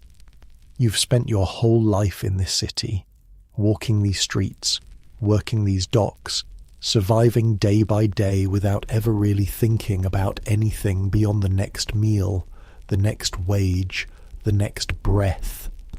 And now, in the space of a few days, you've learned things you never knew. About the spire that fell, about the ships that carried people in chains, about a blind poet who built a school because he believed that everyone deserves dignity. Liverpool is still Liverpool, cruel and beautiful, brutal and strange, built on blood and somehow, impossibly, still capable of producing things like that school, that music, those young people learning to weave baskets in the dark. You walk home through the gathering evening. The medicine cellar is still open when you pass her door. A wizened woman with jars full of things you can't identify. You stop and buy something for your sister. Not the cheap stuff. Something better. Something that might actually help. It costs more than you wanted to spend. But the old sailor's shilling is still in your pocket, and he said to use it for medicine. So you do. The cellar is dark when you get home. Your sister is awake, sitting up against the wall, wrapped in that ratty blanket. You brought medicine, she says. Her voice is thin, tired. I brought medicine. You give her the bottle. Watch her take a dose. Watch her face scrunch up at the taste. Where'd you get the money, she asks. Long story. She looks at you. Those sharp eyes that see too much, even in the darkness of this cellar. You're different, she says. Something happened. You think about the school, about Rushton, about a man who went blind saving people he didn't have to save and spent the rest of his life building something that mattered. I learned some things, you say, about this city, about what's underneath it. Your sister coughs, that wet rattling sound, but maybe slightly less wet than yesterday. Maybe the medicine is already helping, or maybe you're just hoping. Tell me, she says. I'm not going anywhere. So you do. You sit down next to her in the dark and you tell her about the sailor in the church, about the spire that fell, about the blind school and the windmill and a poet who lost his eyes trying to help enslaved people on a ship. She listens without interrupting. Your sister has always been a good listener. When you finish, she's quiet for a long time. Then she says, "That's the thing about Liverpool, isn't it? It's terrible. But it's not only terrible. Yeah, that's the thing. Outside, somewhere far away, a church bell tolls. You don't count the rings this time. It doesn't matter what hour it is. What matters is that you're here. Your sister is here. There's medicine in her system and money in your pocket, and tomorrow the ships will probably need unloading again. And somewhere across the city, blind children are learning to make music. You close your eyes and let the darkness take you. Sleep comes easier tonight. Thursday brought something different. Not dock work. The ships were being unloaded by other men, and the stevedore didn't pick you this time. Wrong place in the crowd, wrong angle, bad luck. But a merchant on the waterfront needed someone to carry a package across the city. Heavy thing, wrapped in oilcloth. He didn't say what was in it, and you didn't ask. 6pence for the delivery. Not as good as dock wages, but 6pence is 6pence. The address he gave you is on the other side of Liverpool, a part of the city you've never been to. The merchant scratched directions on a scrap of paper, and now you're walking with the package under your arm, trying to make sense of his handwriting. Bold Street. That's where you're supposed to go. Bold Street. Near the top of the hill. Liverpool is built on hills. You forget that sometimes, living down by the water. But now you're climbing, and your legs are reminding you that flat ground is a luxury. The streets are getting nicer as you go. Fewer piles of horse manure, fewer beggars in doorways, more glass in the windows, more paint on the doors. This is where the money lives. Not the old money, the aristocrats with their country estates, but the new money. The merchants and traders and ship owners who've built fortunes on cotton and sugar and everything else that flows through Liverpool's docks. You keep walking, past shops selling things you'll never afford, past coffee houses where men in clean coats sit reading newspapers, past a woman in a dress that probably cost more than you'll earn in a year. She doesn't look at you. None of them look at you. You're carrying a package, which makes you a servant, which makes you invisible. That's fine. Invisible is safe. And then you see it. The building on Bold Street. You stop walking. Just stand there on the pavement like an idiot staring up at it. It's not the biggest building you've ever seen. The town hall is bigger. Some of the warehouses on the waterfront are bigger. But there's something about this one. Something that makes you stop. Maybe it's the columns, tall and white and perfectly spaced. Or maybe it's the dome you can see rising behind them, catching the grey Liverpool light. Or maybe it's just the feeling of the place, the sense that something important happens here. A man brushes past you, well-dressed, carrying a leather case under his arm. He climbs the steps to the front door and disappears inside. Another man follows, then another. You watch them go. These men with their clean hands and their leather cases and their easy confidence, walking into that building like they belong there. Excuse me? A voice. You turn. A boy, maybe 12 or 13, ragged clothes, sharp eyes. The kind of kid you see on every street corner in Liverpool running errands for pennies. That's the Lyceum, he says, noticing you staring. The what? The Lyceum. He pronounces it carefully, like he's practiced it. It's a library. For a gentleman. A library. The word sits strange in your mouth. You know what a library is, roughly. A place with books. But you've never seen one. Never had any reason to. Books are expensive. Books are for people who can afford to sit around reading instead of working. Books are for a different world entirely. But here it is, a whole building full of them. You watch another man climb the steps. This one is older. Grey hair, expensive coat. He moves slowly, like a man with nowhere urgent to be. Like a man whose time belongs to himself. Must be nice. What kind of library, you ask the boy? Stupid question. But the boy seems happy to answer. Maybe he's been practicing this speech too. The biggest in England. That's what they say. 10,000 books all lined up on the walls, and newspapers, every newspaper from London, from Ireland, from everywhere. The gentlemen pay money every year to use it. They go in there and read and drink coffee and talk about philosophy. Philosophy. Another word you know the shape of but not the substance. Can anyone go in? The boy laughs. Not mean. Just amused. You need a subscription. Costs more than you or me will ever see. It's for the merchants, the rich ones, the ones who want to pretend they're not just about money. He looks at the building with something that might be longing, or might be contempt. Hard to tell with kids like this. My father used to work there, he says, cleaning, before he died. He told me about it. The big round room with all the books, the dome up above with light coming through, the statues of famous writers, Shakespeare, Milton, some Greek fellow. Homer, you say? Surprising yourself. Yeah, that one. The boy scuffs his foot against the pavement, lost in memory for a moment. He said it was the quietest place in Liverpool. My father said you could hear yourself think in there.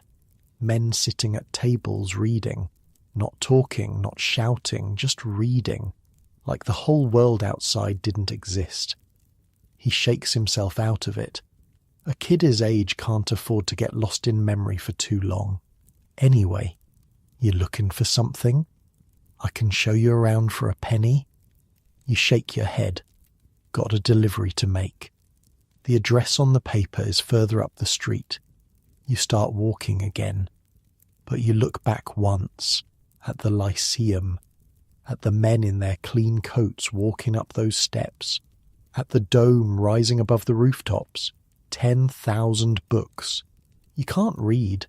Not really. You know your letters. Can puzzle out simple words if you try hard enough. But books, real books, those are for other people. People who had time to learn. People who didn't start working the moment they could walk. Your sister can read. Better than you, anyway. She learned somehow. Somewhere. Maybe at one of the charity schools before she started at the rope factory. She reads things out loud sometimes. Signs, notices. The occasional newspaper page that blows past in the street. 10,000 books. You try to imagine it. A room with walls made of books. Words stacked on words, stacked on words. Everything anyone ever thought. Written down and kept safe. What do they even read about? What could possibly fill 10,000 books? History, probably. Wars and kings and empires. Philosophy. Whatever that means exactly.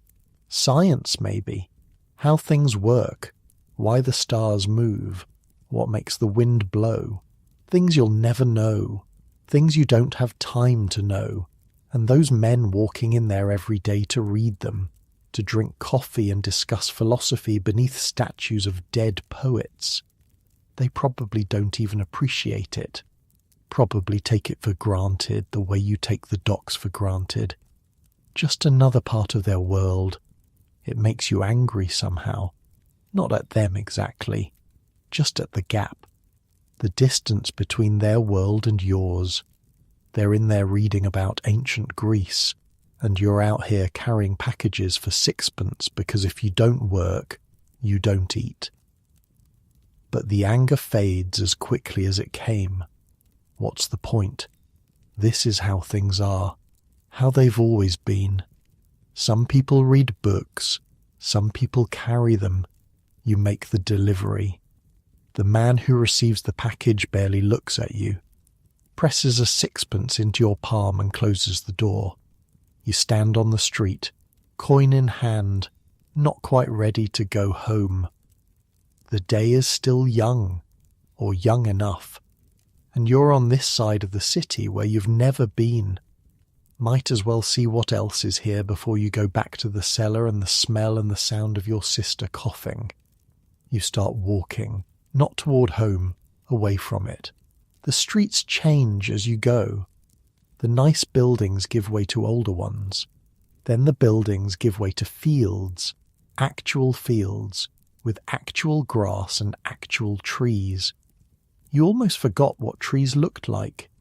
This is the edge of Liverpool, where the city ends and the countryside begins, or where it used to end.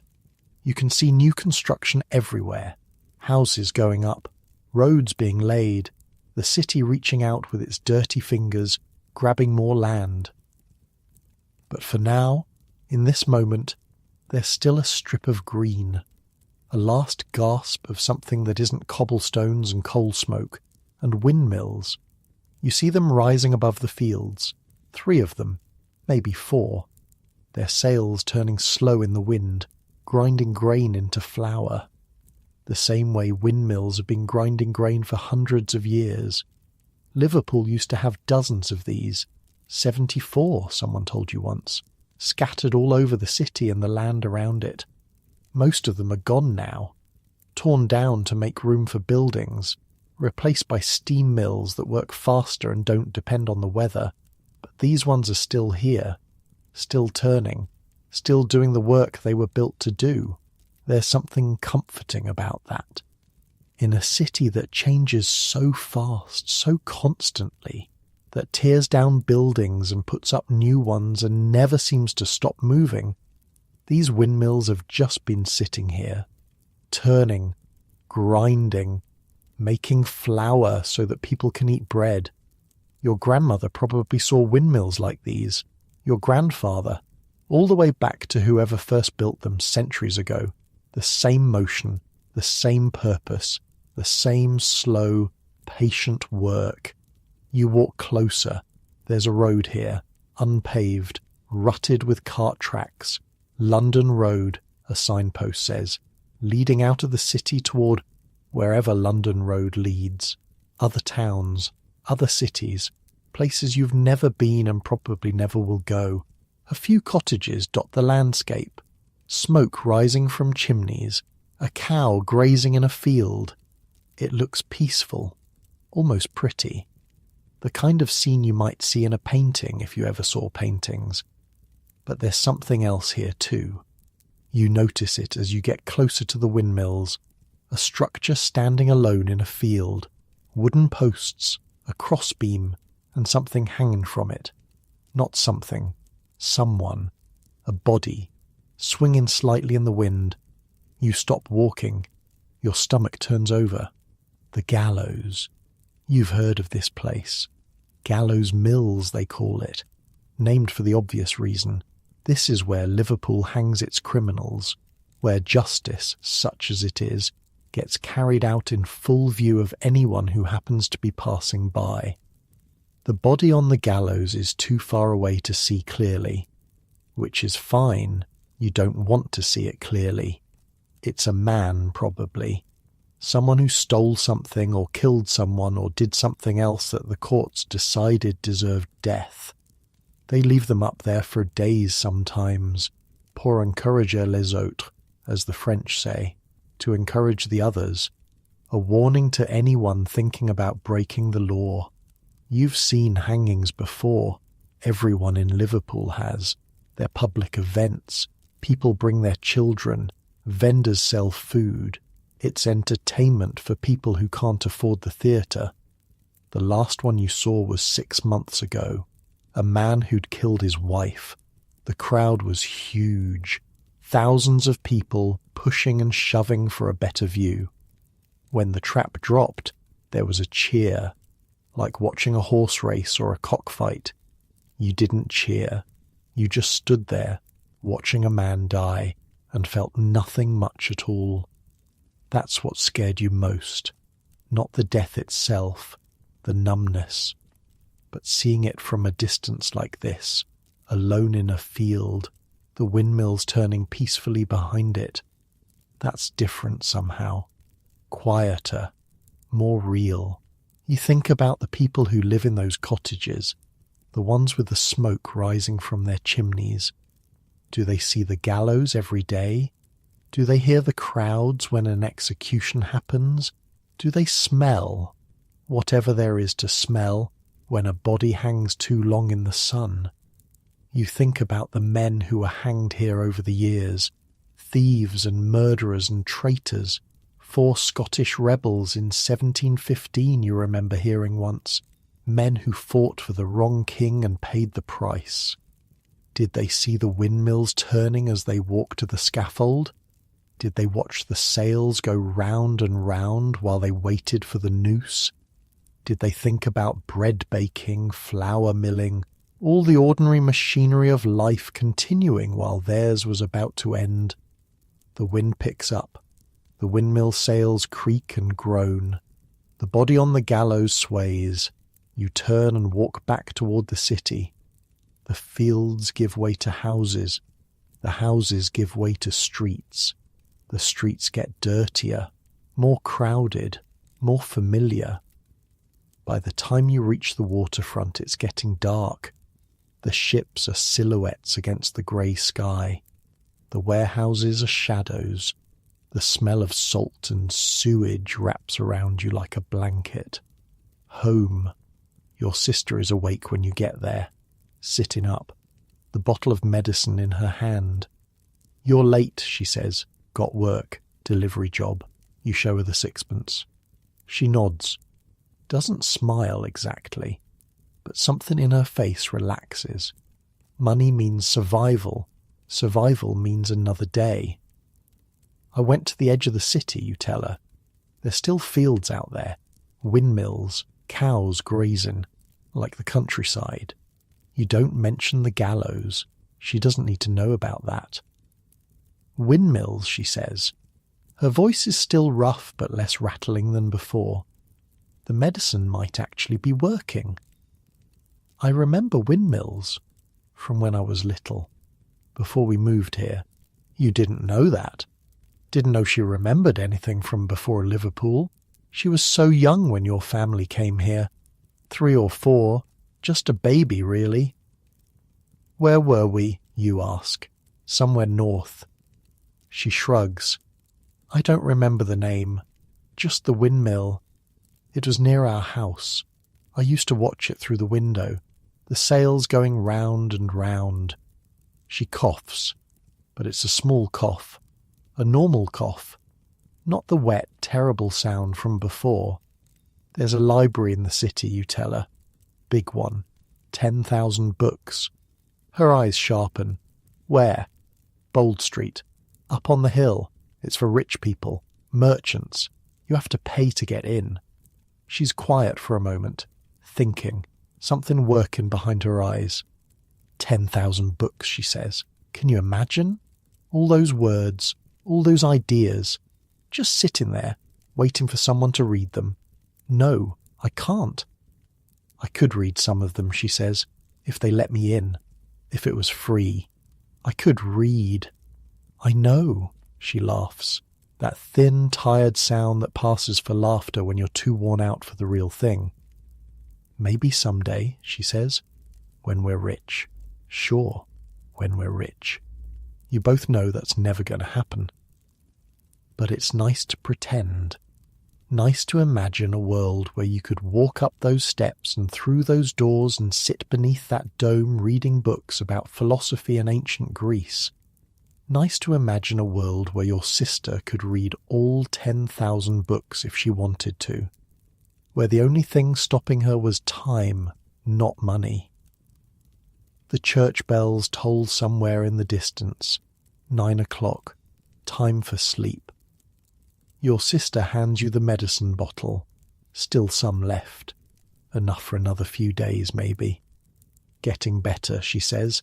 "I think." "Good. That's good." You settle onto the cold floor. Your sister curls up on the straw. The single candle gutters and dies, and the darkness swallows everything. But before you fall asleep, you think about the things you saw today. The Lyceum, with its dome and its columns and its 10,000 books. The gallows with its body swinging in the wind. The windmills still turning after all these years. Liverpool is full of contrasts like that. Beauty and horror, side by side. Knowledge and ignorance. Life and death. It's all mixed up together, impossible to separate. You close your eyes. The windmill sails keep turning in your mind. Round and round, grinding grain into flour, flour into bread, bread into life. Maybe that's all there is. The grinding, the turning, the work that never ends. But at least there's still windmills. At least there's still fields at the edge of the city.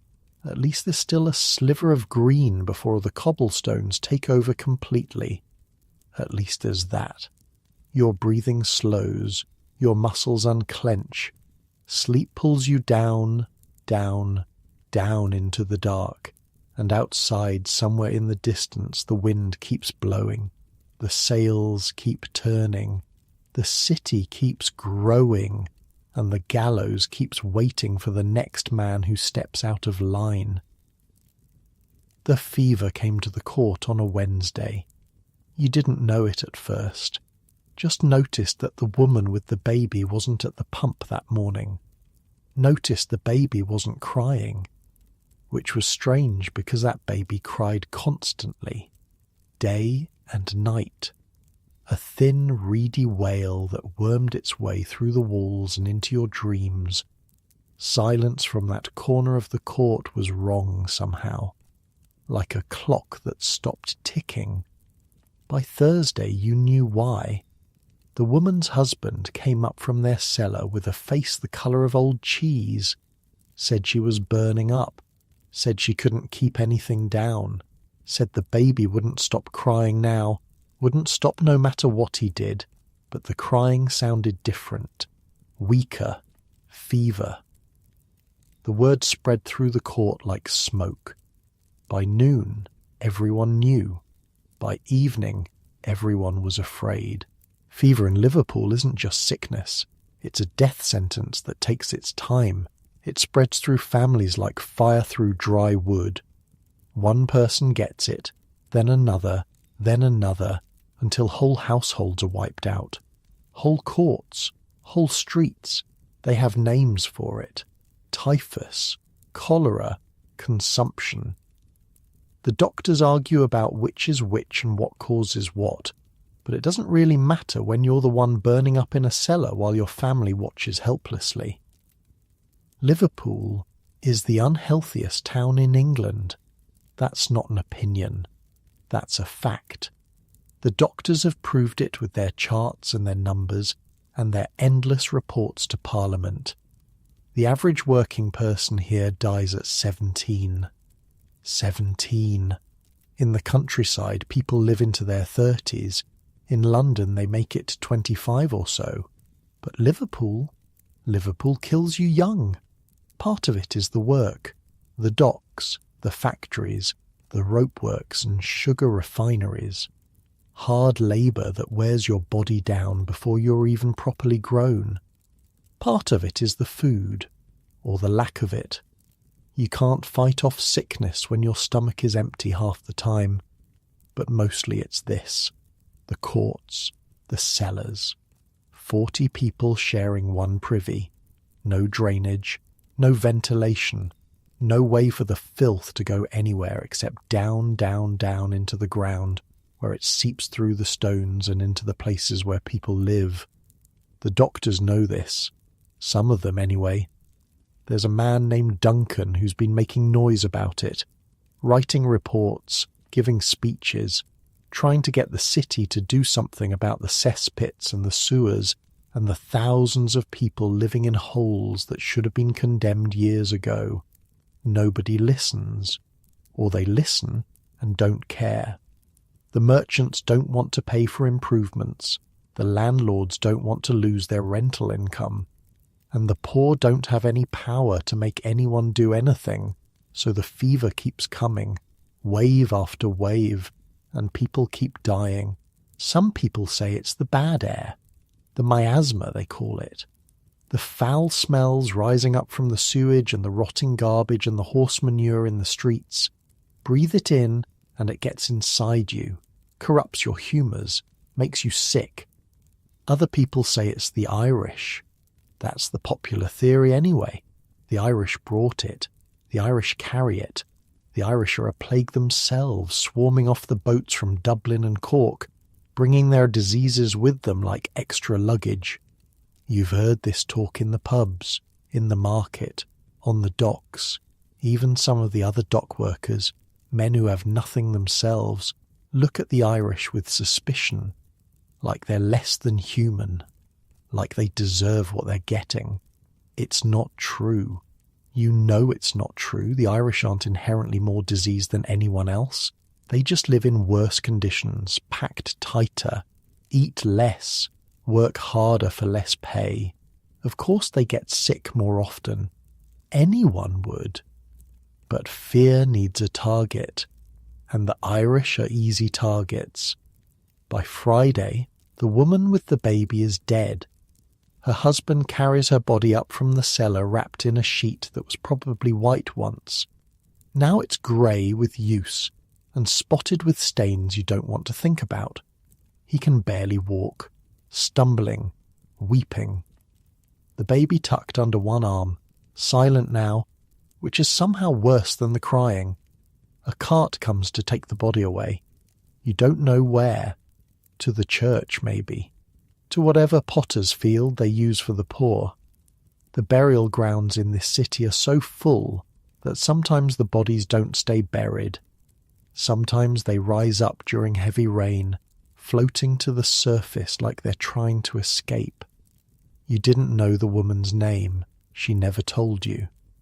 In the 2 weeks she lived in your cellar, she barely spoke at all. Just sat there with her baby, staring at the walls, waiting for something that never came. Now she's gone, and her husband is alone with an infant he can't feed. He leaves the court that same day, takes the baby and disappears into the maze of Liverpool streets. You don't know where he's going. You don't ask. Maybe he has family somewhere. Maybe he's heading to the workhouse. Maybe he's just walking until he can't walk anymore.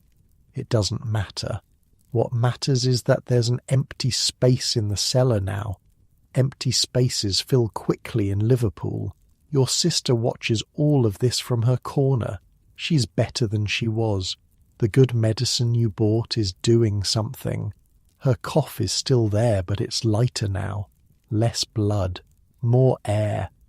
She can sit up without getting dizzy. Can eat without throwing everything back up. She's not cured. You're not stupid enough to think that. Consumption doesn't cure. It just waits. But she's stronger than she was a week ago, and that's something. We should leave, she says, after the body is gone, after the husband has vanished with his silent baby. We should find somewhere else. And go where? She doesn't have an answer for that. Neither do you. Somewhere else means another court, another cellar, another set of strangers packed together underground. The fever is everywhere in Liverpool. Moving won't save you. It'll just give you new neighbours to watch die. So you stay. The days pass. The fever doesn't spread. Or at least it doesn't spread here. In the court, things go back to what passes for normal. The pump keeps pumping. The privy keeps stinking. Life goes on because what else is it going to do? But there's a change, a tension. You can feel it in the way people move around each other, the way they hold their breath when they pass someone new, the way mothers pull their children close and hurry indoors at the first sign of a cough. Nobody trusts anyone, not really. Your neighbour today could be your death sentence tomorrow. Every sneeze is suspicious. Every fever is the start of the end. George, the old man who shares your cellar, starts burning herbs in a tin cup every evening. Says it clears the bad air, purifies the miasma, You don't know if it works, but the smell is sharp and bitter, and it covers up the other smells, at least for a while. The woman who runs the court starts checking on the cellars every morning, making sure nobody's died in the night, making sure nobody's hiding symptoms that could spread to everyone else. She's not cruel about it, just practical. If someone gets sick, they need to be out. That's the rule. Protect the many by sacrificing the few. You keep your sister hidden as much as you can. Her cough is better, but it's still there, still noticeable. If anyone thinks she might be contagious, you could both be thrown out, onto the streets, into the workhouse, into God knows where. But you hear things, stories filtering in from other parts of the city, other courts, other cellars. There's an outbreak in the Irish Quarter. That's what people are saying. Started near the docks, spread through the lodging houses, people dropping like flies, 10 dead, 20, more every day. The doctors are overwhelmed, or maybe they just don't care. Hard to tell the difference sometimes. A doctor will race across town to treat a merchant's headache but won't set foot in a cellar to help a dying child. That's how it works. That's how it's always worked. You go to the docks every morning hoping for work. Sometimes there's work, sometimes there isn't. The ships are coming in more regularly now, which is good for your wages but bad for other reasons. Ships from Ireland, mostly. Packed with people fleeing the famine that's still ravaging that country. The famine. You've heard about it. Everyone has. Something wrong with the potatoes. They're rotting in the ground. The crop that fed half of Ireland is dying, and the people are dying with it. 1 million dead already, some say. Maybe more. Nobody really knows. The numbers are too big to comprehend. Too awful to think about for very long. And now the survivors are pouring into Liverpool. 300,000 of them passed through last year alone, according to the papers. 300,000 hollow-eyed, starving, desperate people, all of them looking for something better than what they left behind. Most of them move on eventually, to America, to Australia, anywhere but here. But tens of thousands stay, because they have nowhere else to go, because they've run out of money, because Liverpool, for all its horrors, is still better than starving in a ditch in County Cork. You see them on the quays, the new arrivals, thin as skeletons, some of them, hollow-eyed, hollow-cheeked. They stumble off the boats like sleepwalkers and stand there blinking at Liverpool like they can't quite believe any of this is real. The ships themselves are nightmares. Coffin ships, people call them. Passengers packed in so tight they can barely move. Disease spreading through the holds like wildfire. Sometimes a third of them die before they even reach land. The bodies get dumped overboard, fed to the fish. No burial, no grave, just gone. The ones who survive aren't much better off, weakened by the voyage, carrying whatever sickness they caught in those crowded holds. They step onto the docks and immediately become Liverpool's problem. Some of them have money, enough to buy passage to America or Australia. Liverpool is just a stopping point for them, a place to change ships, a few days on solid ground before the next leg of their journey.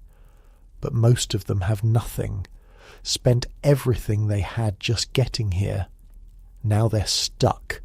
No money to go further, no way to get home.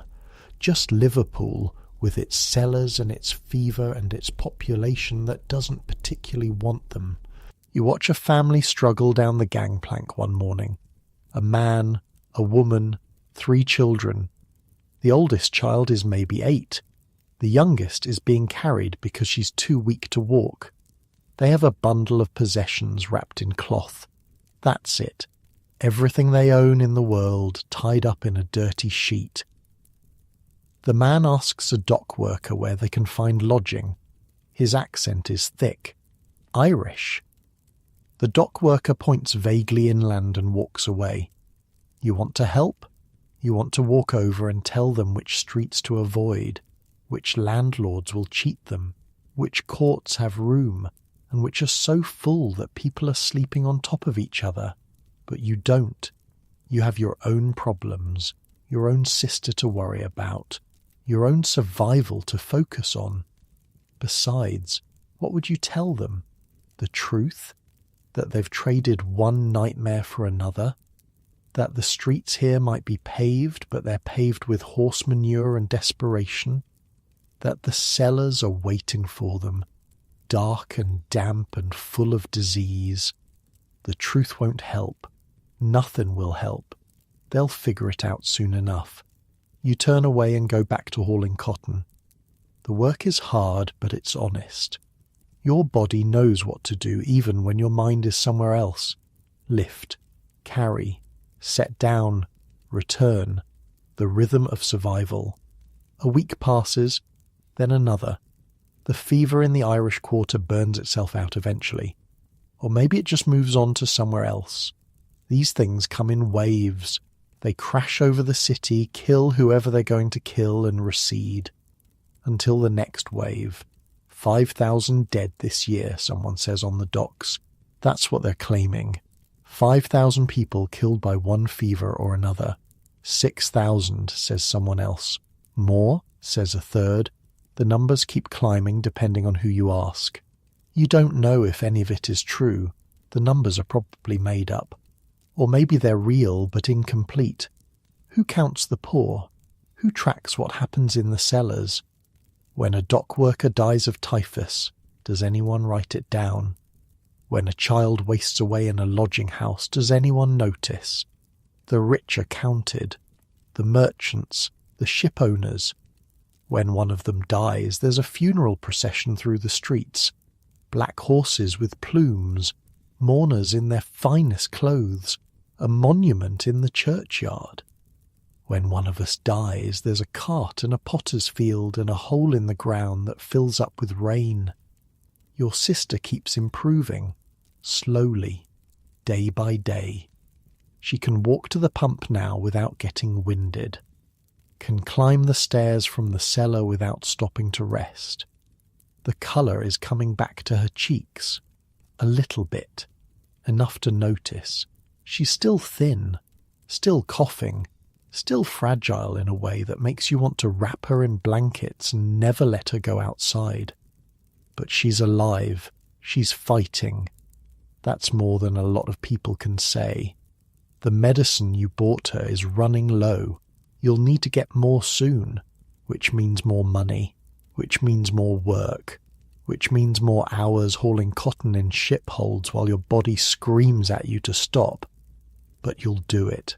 Of course you'll do it. What's the alternative? One evening after work you take her for a walk. Not far, just around the court, up the passage and out onto the street, a few blocks toward the waterfront where the air is slightly less poisonous. The sun is setting over the river, orange and pink streaked across a grey sky. Beautiful, if you ignore everything else. She holds your arm as you walk, partly for support, partly just to hold on. The city is quieter at this hour. The day workers have gone home. The night workers haven't come out yet. There's a lull, a pause, like Liverpool is taking a breath before starting all over again. "I've been thinking," she says. "That's dangerous, you say." She punches your arm weakly. "I'm serious. I've been thinking about what happens next." "Next? After I'm better. Really better. What do we do then?" You don't have an answer. You've been so focused on getting through each day that you haven't thought about what comes after. What's the point of planning for a future that might not come? But she's looking at you with those eyes, those serious, too old eyes, waiting for you to say something. "I don't know," you admit. Keep working, keep surviving. Same as always. That's not enough. What else is there? She stops walking. You stop too. The river is visible from here, just barely, through a gap between two warehouses. The water is grey and choppy. A ship is moving slowly toward the docks, its sails catching the last of the evening light. There has to be more, she says. More than cellars. More than the docks. More than just surviving until we can't survive anymore. Like what? I don't know. She sounds frustrated. Frustrated with you, with herself, with the whole situation. But I want to find out. I want to try. You think about the Lyceum, that grand building with its dome and its columns and its 10,000 books.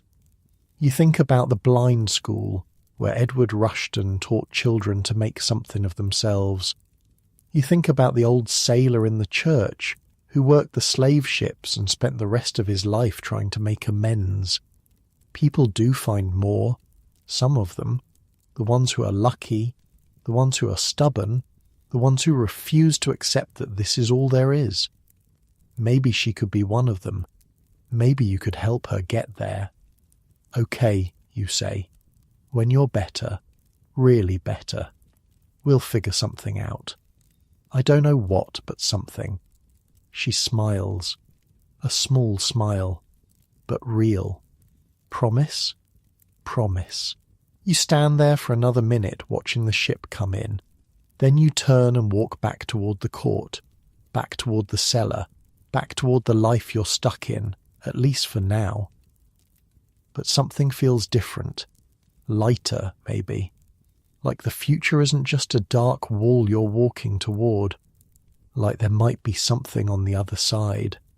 The fever is still out there, the disease, the death, the endless grinding poverty that chews people up and spits them out. Liverpool is still Liverpool, but your sister is getting better, and she's making plans. And for the first time in a long time, you let yourself think about tomorrow as something other than just more of today. That night, in the cellar, you fall asleep to the sound of her breathing, still a little rattling, still a little wet, but steady, strong, the sound of someone who's decided not to give up. Maybe that's enough, for now. Maybe that's everything. A week passes. Your sister goes back to the rope factory. Not full days yet. Half shifts. 4 hours of twisting hemp until her hands are raw and her lungs start to protest. But she comes home walking instead of staggering. Eats her dinner without having to be forced. Sleeps through the night without coughing herself awake. She's getting better. Really better. And you've started to believe it might last. The fever passed through the court like a storm. The woman with the baby. 2 families from the cellars on the east side. An old man who'd been coughing for months anyway. The bodies went out on carts and new people moved in before the old ones were even cold in the ground. That's how it works. Liverpool doesn't pause for death. Liverpool just keeps churning forward, grinding up the weak and spitting out the remains. But your sister made it. You both made it. And somehow, that feels like a victory. Work has been steady. Not good exactly, but steady. 3 days this week at the docks. Another day helping unload a warehouse near the Clarence dock. Your muscles have stopped screaming and settled into a dull, permanent ache that you barely notice anymore. Your hands are calloused where the cotton hook rubs against them. Your back only hurts when you think about it. Today is different, though. The foreman at the dock gate pulls you aside after the morning selection. He's got a job that doesn't involve the ships. A delivery run across town. Cargo coming in on the railway that needs to get to a warehouse near the waterfront. Easy work, he says. Just loading and unloading. But there's good money in it because the railway people pay better than the shipping companies. Railway. The word sits in your head like something you can't quite get a grip on. You've heard about it, of course. Everyone in Liverpool has heard about it. The Liverpool and Manchester Railway, the world's first passenger line, steam locomotives that can move faster than any horse, pulling carriages full of people and goods between the two cities in less than 2 hours. Something that used to take most of a day by coach now takes 90 minutes. People talk about it like it's magic or witchcraft. Some of the older dock workers refuse to go near it, say it's unnatural, say nothing good can come from machines that move without horses or sails or human muscle, say the smoke and the noise will poison the air even worse than the factories already have. But the railway keeps running anyway, every day, carrying hundreds of passengers, thousands of tons of goods, making money for the men who built it and changing Liverpool in ways that nobody fully understands yet. You've never seen it, not up close. The station is on Lime Street on the edge of the city centre, and you've never had any reason to go that way. The docks are your world, the waterfront, the courts and cellars where people like you live. Lime Street might as well be on the moon. Until today. The foreman gives you directions and tells you to meet the other workers outside the station entrance. You start walking. The streets change as you move away from the waterfront. Fewer carts hauling cargo. Fewer men with the look of dock workers about them. More shops. More respectable-looking buildings. More people in clothes that don't have patches and holes. You feel out of place. Conspicuous. Like everyone can see exactly what you are and where you come from just by looking at you. But nobody pays you any attention. The city is too busy for that. Too many people going in too many directions to care about one more shabby young man walking where he doesn't belong. And then you hear it. A sound like nothing you've ever heard before. A deep rhythmic chuffing that seems to come from the earth itself. A hissing of steam. A screech of metal on metal that makes your teeth ache. You round a corner and there it is. Lime Street Station. The building is huge. Neoclassical. The sort of architecture you've seen on the town hall and the grand buildings where the merchants do their business. Columns and pediments and all the trappings of wealth and power. But it's what's behind the building that stops you dead in your tracks. The locomotive. You've never seen anything like it. A massive iron beast, black and gleaming, with a smokestack pouring out a column of steam and smoke that rises straight up into the grey Liverpool sky. It's sitting on tracks made of iron, 2 parallel lines that stretch away from the platform and disappear into a tunnel carved right through the rock of the hillside. The Wapping Tunnel, someone told you once. The first tunnel built under an entire city, runs all the way from here to the docks. They dug it out with picks and shovels, men working underground for years, so that trains could move goods from the ships to the factories without having to fight through the chaos of the streets. The locomotive hisses again. Steam erupts from somewhere in its guts. The whole machine seems to breathe, like it's alive, like it's waiting. There are people everywhere, workers in rough clothes like yours, passengers in fine coats and top hats, women in dresses that probably cost more than you'll earn in a year, children pointing and shouting and tugging at their parents' hands, everyone staring at the locomotive with the same mixture of wonder and fear that you're feeling right now. This is the future, you realise. You're looking at the future, not the docks, not the sailing ships with their masts and their rigging and their dependence on the wind, not the horses pulling carts through streets ankle-deep in their own manure. This, steam and iron, machines that move on their own, speed that no living thing can match. The men who built this railway, they say, held a competition a few years back. The Rainhill Trials. Different inventors brought their locomotives to prove which one was the best. The winner was something called the rocket, built by a man named Stevenson. It could move at 36 miles per hour. 36. You can barely imagine moving that fast. Most people never will, their whole lives. But this machine did it, and now machines like it are doing it every day. Someone bumps into you from behind. You've been standing in the middle of the walkway like an idiot, mouth open, staring at the locomotive like a country bumpkin who's never seen a city before. "Move along," the man says. "Some of us have trains to catch." You step aside. The man pushes past you. He's wearing a suit that probably costs more than everything you own combined. Doesn't even glance at you.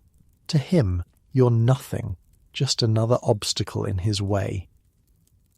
But you're not thinking about him. You're thinking about your sister.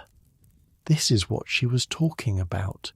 That night on the waterfront when she said there had to be more than cellars and docks and just surviving until you couldn't survive anymore. She didn't know what she meant then.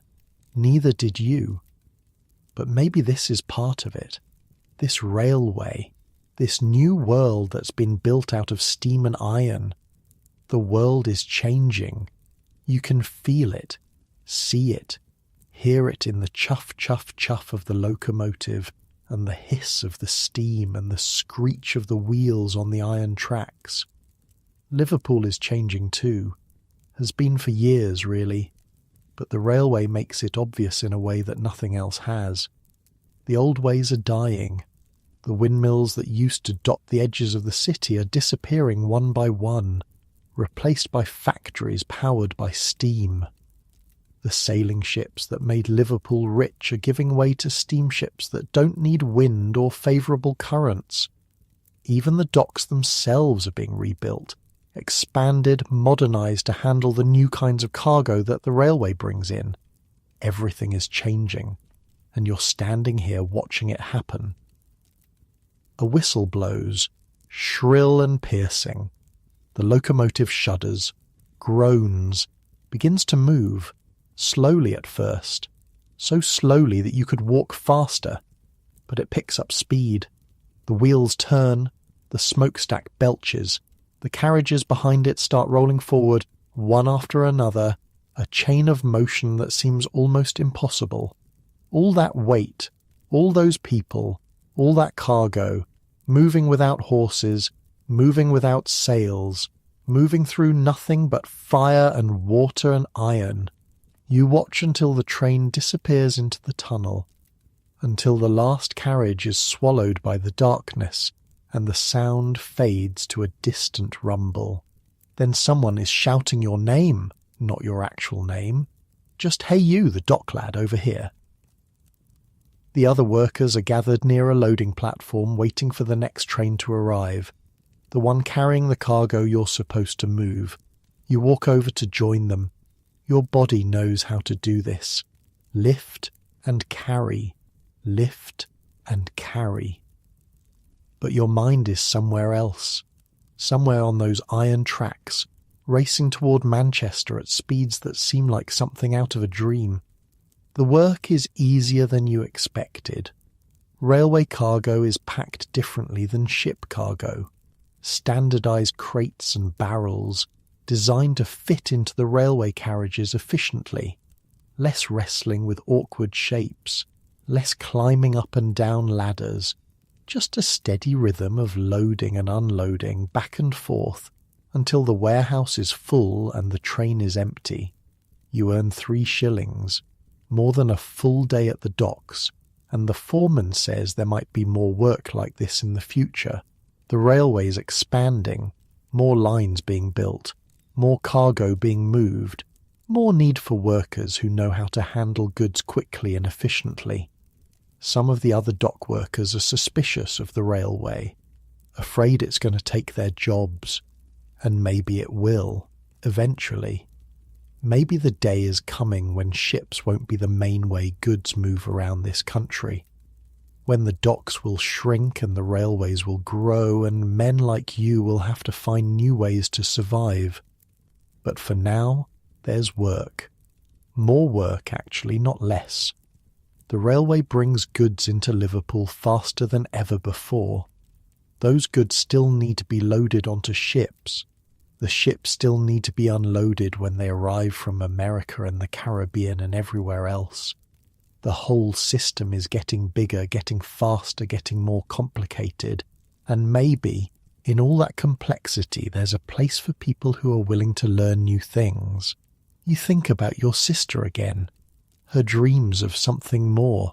Her frustration with the life you've both been stuck in. She can read. Really read. Not just pick out a few words here and there. She learned in the charity school before their parents died. Before she had to start working at the rope factory to help keep you both alive. Maybe there's a future in that. Not at the docks, not in the cellars. Something else. Something that uses her mind instead of just her hands.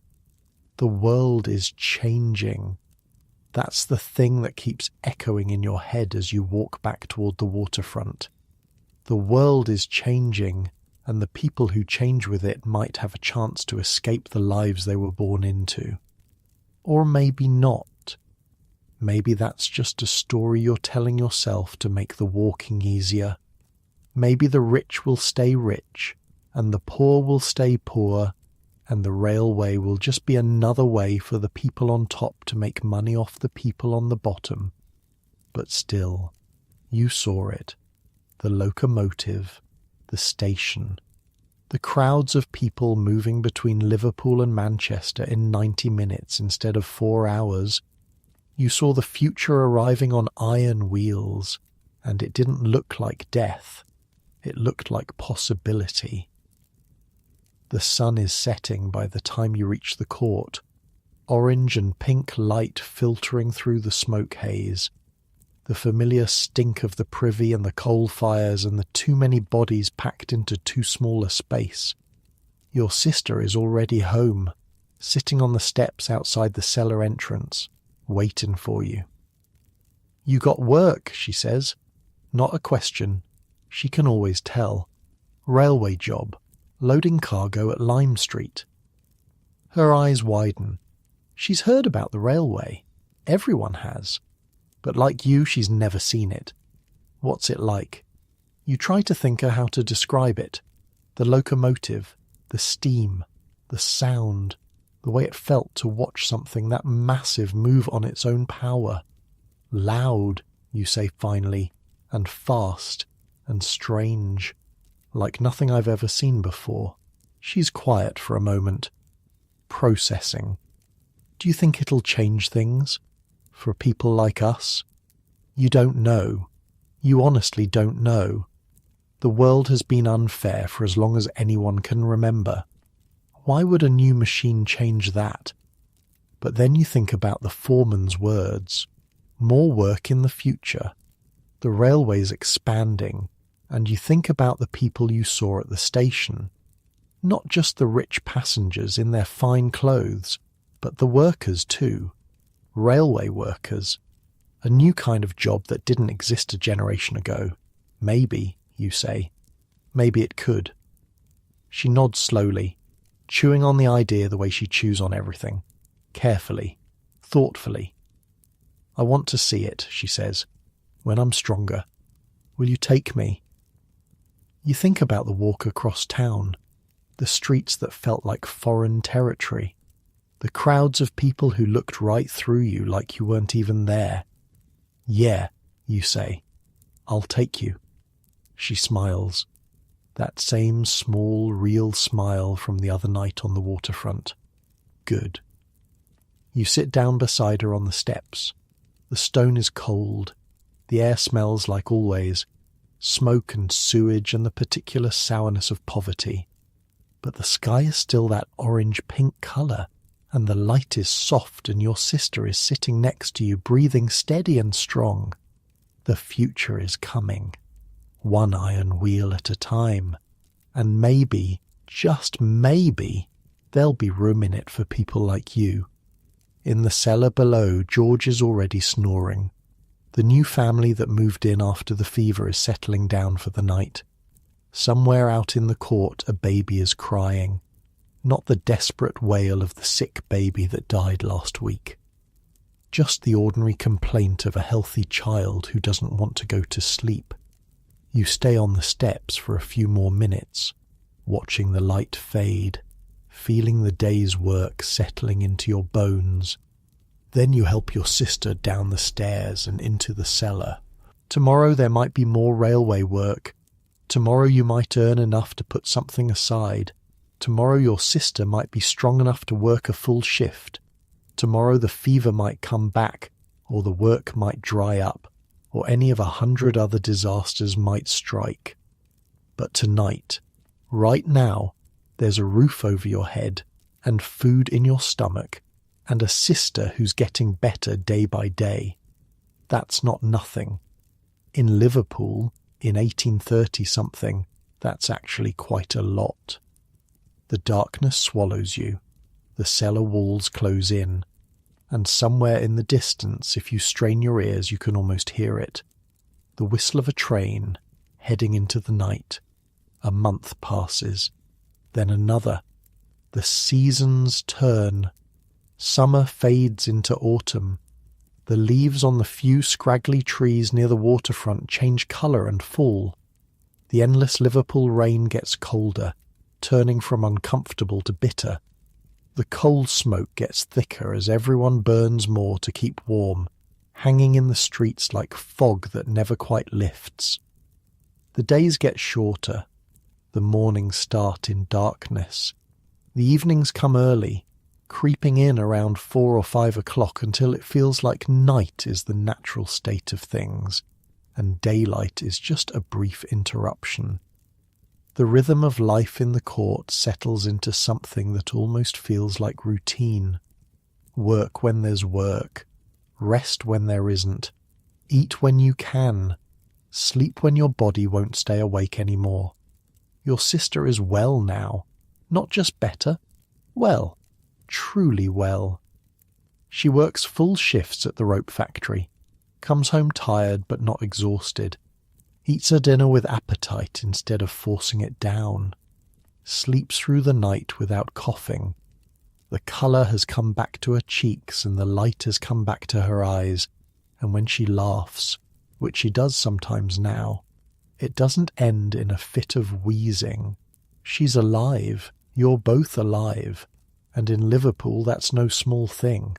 You kept your promise about the railway, took her to Lime Street on a Sunday afternoon when neither of you had to work, watched her face as she saw the locomotive for the first time, watched her eyes go wide and her mouth fall open and her whole body lean forward like she was trying to absorb it through her skin. She didn't say much, just stood there, watching, thinking, processing. On the walk home, she told you she wanted to learn more, about machines, about how things work, about the new world that's being built out of steam and iron. She doesn't know how yet, doesn't know where to start, but she knows she wants something different from the rope factory, something that uses her mind. You told her you'd help however you could. It's not much. You don't have money or connections or any real power in this city, but you can work extra shifts. Put aside a few pennies here and there. Maybe someday it'll add up to something. Maybe someday she'll find a way out. Or maybe not. Maybe the world will keep grinding forward and leave you both behind like it leaves everyone behind who doesn't have the luck or the money or the right family name. But at least you're trying. At least you haven't given up. And in this city, in this time, that's something. That's actually quite a lot.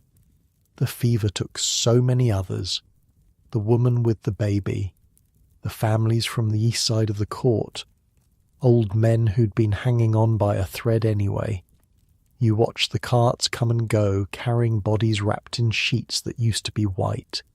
You watched new families move in before the old ones were even cold in the ground. But your sister made it. You both made it.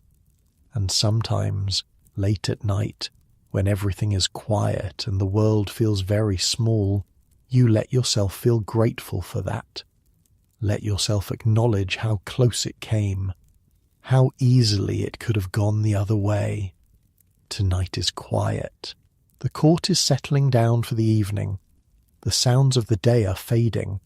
The carts have stopped rumbling through the streets. The vendors have packed up their wares. The church bells have rung their last and won't ring again until morning. You're sitting on the steps outside the cellar. Same steps where you've sat 100 times before. Same cold stone beneath you. Same view of the courtyard with its single pump and its overflowing privy and its huddle of buildings pressing in from all sides. But something feels different tonight. Softer, maybe. The air is cool but not cutting. There's no wind for once. The smoke from the chimneys rises straight up instead of swirling into your eyes and lungs. The sky above the rooftops is fading from grey to purple to the deep blue of early evening. The colours blend together at the edges, soft and blurred like a watercolour painting you saw once in a shop window. You couldn't afford to buy it. Couldn't even afford to stand there looking at it for long. But you remember the colours, the way they seem to flow into each other without any hard lines. That's what the sky looks like now. A few stars are starting to appear. You can barely see them through the smoke haze, but they're there. Distant pinpricks of light that have been shining for thousands of years and will keep shining long after Liverpool and everyone in it is gone. The same stars that sailors navigate by. The same stars that hang over every city and every village and every lonely stretch of empty countryside on the entire planet. You've never thought much about stars before. Never had the time or the energy to think about anything beyond the next meal, the next day's work, the next crisis that needed handling. But tonight, for some reason, they catch your attention, make you feel small in a way that isn't entirely bad. Your sister is inside, already asleep probably. She went down early tonight, said she was tired in a good way. The kind of tired that comes from honest work and enough food and a body that's finally doing what it's supposed to do. George is down there too, still paying his 2p a night, still breathing that rattling breath that never seems to get better or worse. Just constant, just there. The background noise of your life. The new family is settled in, a husband and wife and 3 children. The oldest may be 7. They came from somewhere in Wales. Don't speak much English yet. Keep to themselves. But the children have started playing with the other children in the court, and the wife has started nodding at you when you pass each other at the pump. That's how it works. People come and people go. Some of them die and some of them move on, and some of them just disappear one day without explanation. But the court stays, the cellar stays, life goes on. You think about everything you've seen in the past few months, the docks, the ships, the cotton bales that weigh as much as a man and have to be moved by hand, one after another, until your arms feel like they're going to fall off. The hiring foremen who look at you like livestock and decide with a pointed finger whether you eat today or starve. The town hall, that grand building with its dome and its columns and its statue of Minerva looking down at the city like she owns it, which, in a way, she does. Commerce and war and wisdom. The 3 things Liverpool was built on. The 3 things that made it rich and powerful and cruel. The market. The chaos of bodies and voices and smells. The fish sellers and the meat sellers and the vegetable sellers all shouting over each other. The pickpockets working the crowd. The wealthy housekeepers and the desperate poor all mixed together in one vast heaving mass of humanity, trying to feed itself for another day. The church. St. Nicholas with its spire reaching toward heaven, the sailors' church that's watched over this waterfront for centuries, the bells that wake you every morning and count down the hours of your day, the graves in the churchyard where so many have been laid to rest, too many to count, too many to remember, the school for the blind, that quiet building where Edward Rushton taught children that their lives didn't have to be defined by what they'd lost, where people who couldn't see learned to make things with their hands and support themselves with dignity, a small act of compassion in a city that doesn't have much of it to spare, the library, the Lyceum with its 10,000 books and its dome full of knowledge that you'll probably never read. But it exists. That's something. Proof that Liverpool isn't just about money and ships and the grinding machinery of trade. Proof that some people at least believe in something more. The windmills on London Road, or what's left of them. Most are gone now, torn down to make way for factories and warehouses. But you remember walking past them as a child, watching the sails turn in the breeze, hearing the creak of the wooden gears, a simpler time, a slower time, before steam and iron changed everything, and the railway, the locomotive at Lime Street, the sound of it, the power of it, the way it made you feel like you were watching the future arrive in real time, that's still with you, still turning over in your mind when you lie awake at night. The world is changing.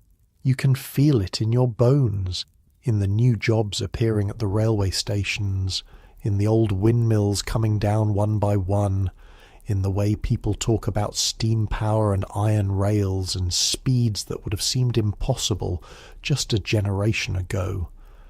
Maybe there's room in that new world for people like you. Maybe there isn't.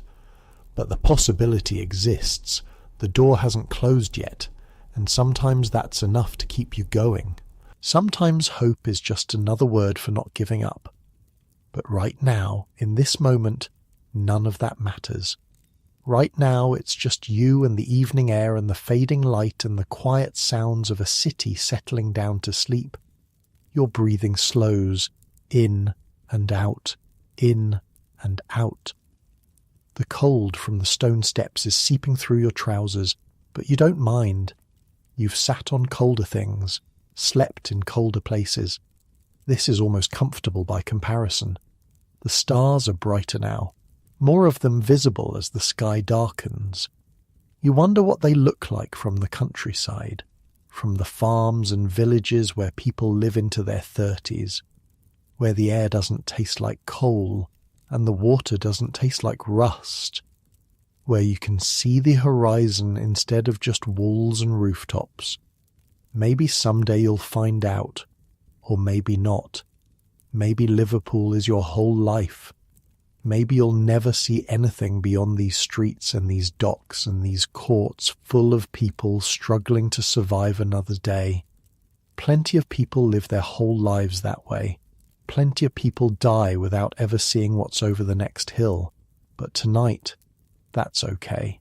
Tonight you're alive, and your sister is alive, and the future is a door that hasn't opened yet. It could lead anywhere, or nowhere. You won't know until you get there. The sounds of the court are fading, the last voices going quiet, the last footsteps retreating into cellars and rooms, the last candles being blown out. Darkness settling over everything like a blanket. You should go inside, get some sleep. Tomorrow there might be work at the docks or work at the railway or no work at all. Tomorrow you might earn 4 shillings or earn nothing. Tomorrow anything could happen. But for just a few more minutes, you stay where you are, watching the stars, listening to the silence, feeling the cold seep into your bones. This is Liverpool. This is your life. This is 1800 and something, and you're a dock worker living in a cellar, and every day is a fight to survive.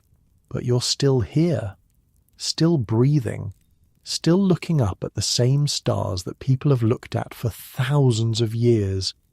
That has to mean something, even if you don't know what. You think about the listener, somewhere far away, somewhere warm and safe, lying in a softer bed with clean sheets and a pillow that doesn't smell like mould, breathing air that doesn't burn, drinking water that doesn't taste like rust. What a world that must be. What a life. If you could talk to them, you'd tell them to appreciate it. Every breath of clean air, every glass of fresh water, every night of peaceful sleep in a room that's dry and warm and safe. Because it wasn't always like that. Because there was a time, not so long ago, when people lived in cellars and worked until their bodies broke and died at 17 and counted themselves lucky if they made it to 20. Because Liverpool is still out there in a way. The streets have been cleaned and the cellars have been filled in, and the railway has grown into something that spans the whole world. But the struggle hasn't ended. People are still fighting to survive, still hoping for something better, still looking up at the stars and wondering if tomorrow will be different from today. That's the thing about history. It's not just the past. It's the foundation that everything else is built on. The lives and deaths and struggles and hopes of everyone who came before. You're part of that now, part of the story. A young dock worker in 1800 and something Liverpool who survived the fever and kept his sister alive and saw the future arrive on iron wheels. Your story doesn't have an ending yet. Not a real one. Not a final one. But if this is where it stops, if this quiet moment on the cellar steps is the last thing anyone ever knows about you, at least it's peaceful. At least you're not afraid. You stand up slowly, stiff muscles protesting, cold joints cracking. The night is fully dark now, and the stars are as bright as they're going to get through the Liverpool smoke. Time to go inside. Time to sleep. The cellar is warm compared to the outside air. Bodies generate heat, and there are enough bodies down here to keep the chill at bay. Your sister is curled up on her straw mattress, breathing slow and steady. George is snoring in his corner. The Welsh family is quiet in theirs. You lie down on your own mattress. The straw crinkles beneath you. The smell is familiar now, almost comforting. This is home, for better or worse. Your eyes close. The sounds of the cellar seem far away now. George is snoring. The rustle of straw as someone shifts in their sleep. The drip of water somewhere in the corner that never quite stops. These are the sounds of home, the sounds of your life. You've heard them so many times that they've become invisible. Background noise, the soundtrack of survival. And just like that, after everything you've been through, after all the miles walked and all the bales carried and all the hunger and fear and hope and despair, your body does what bodies do. It lets go. The tension in your shoulders releases. The ache in your back fades. Your breathing deepens, slows. Liverpool is out there. The docks and the ships and the railway and the grand buildings full of wealthy merchants. The courts and the cellars and the 40 people sharing one privy. The churches and the libraries and the markets. The past and the present and the future all tangled together in one sprawling, chaotic, beautiful, terrible city. But none of that can touch you now. Now there's just the darkness, and the quiet, and the slow drift into sleep, like sinking into warm water, like falling through clouds, like coming home after a very long journey to a place you didn't know you were looking for.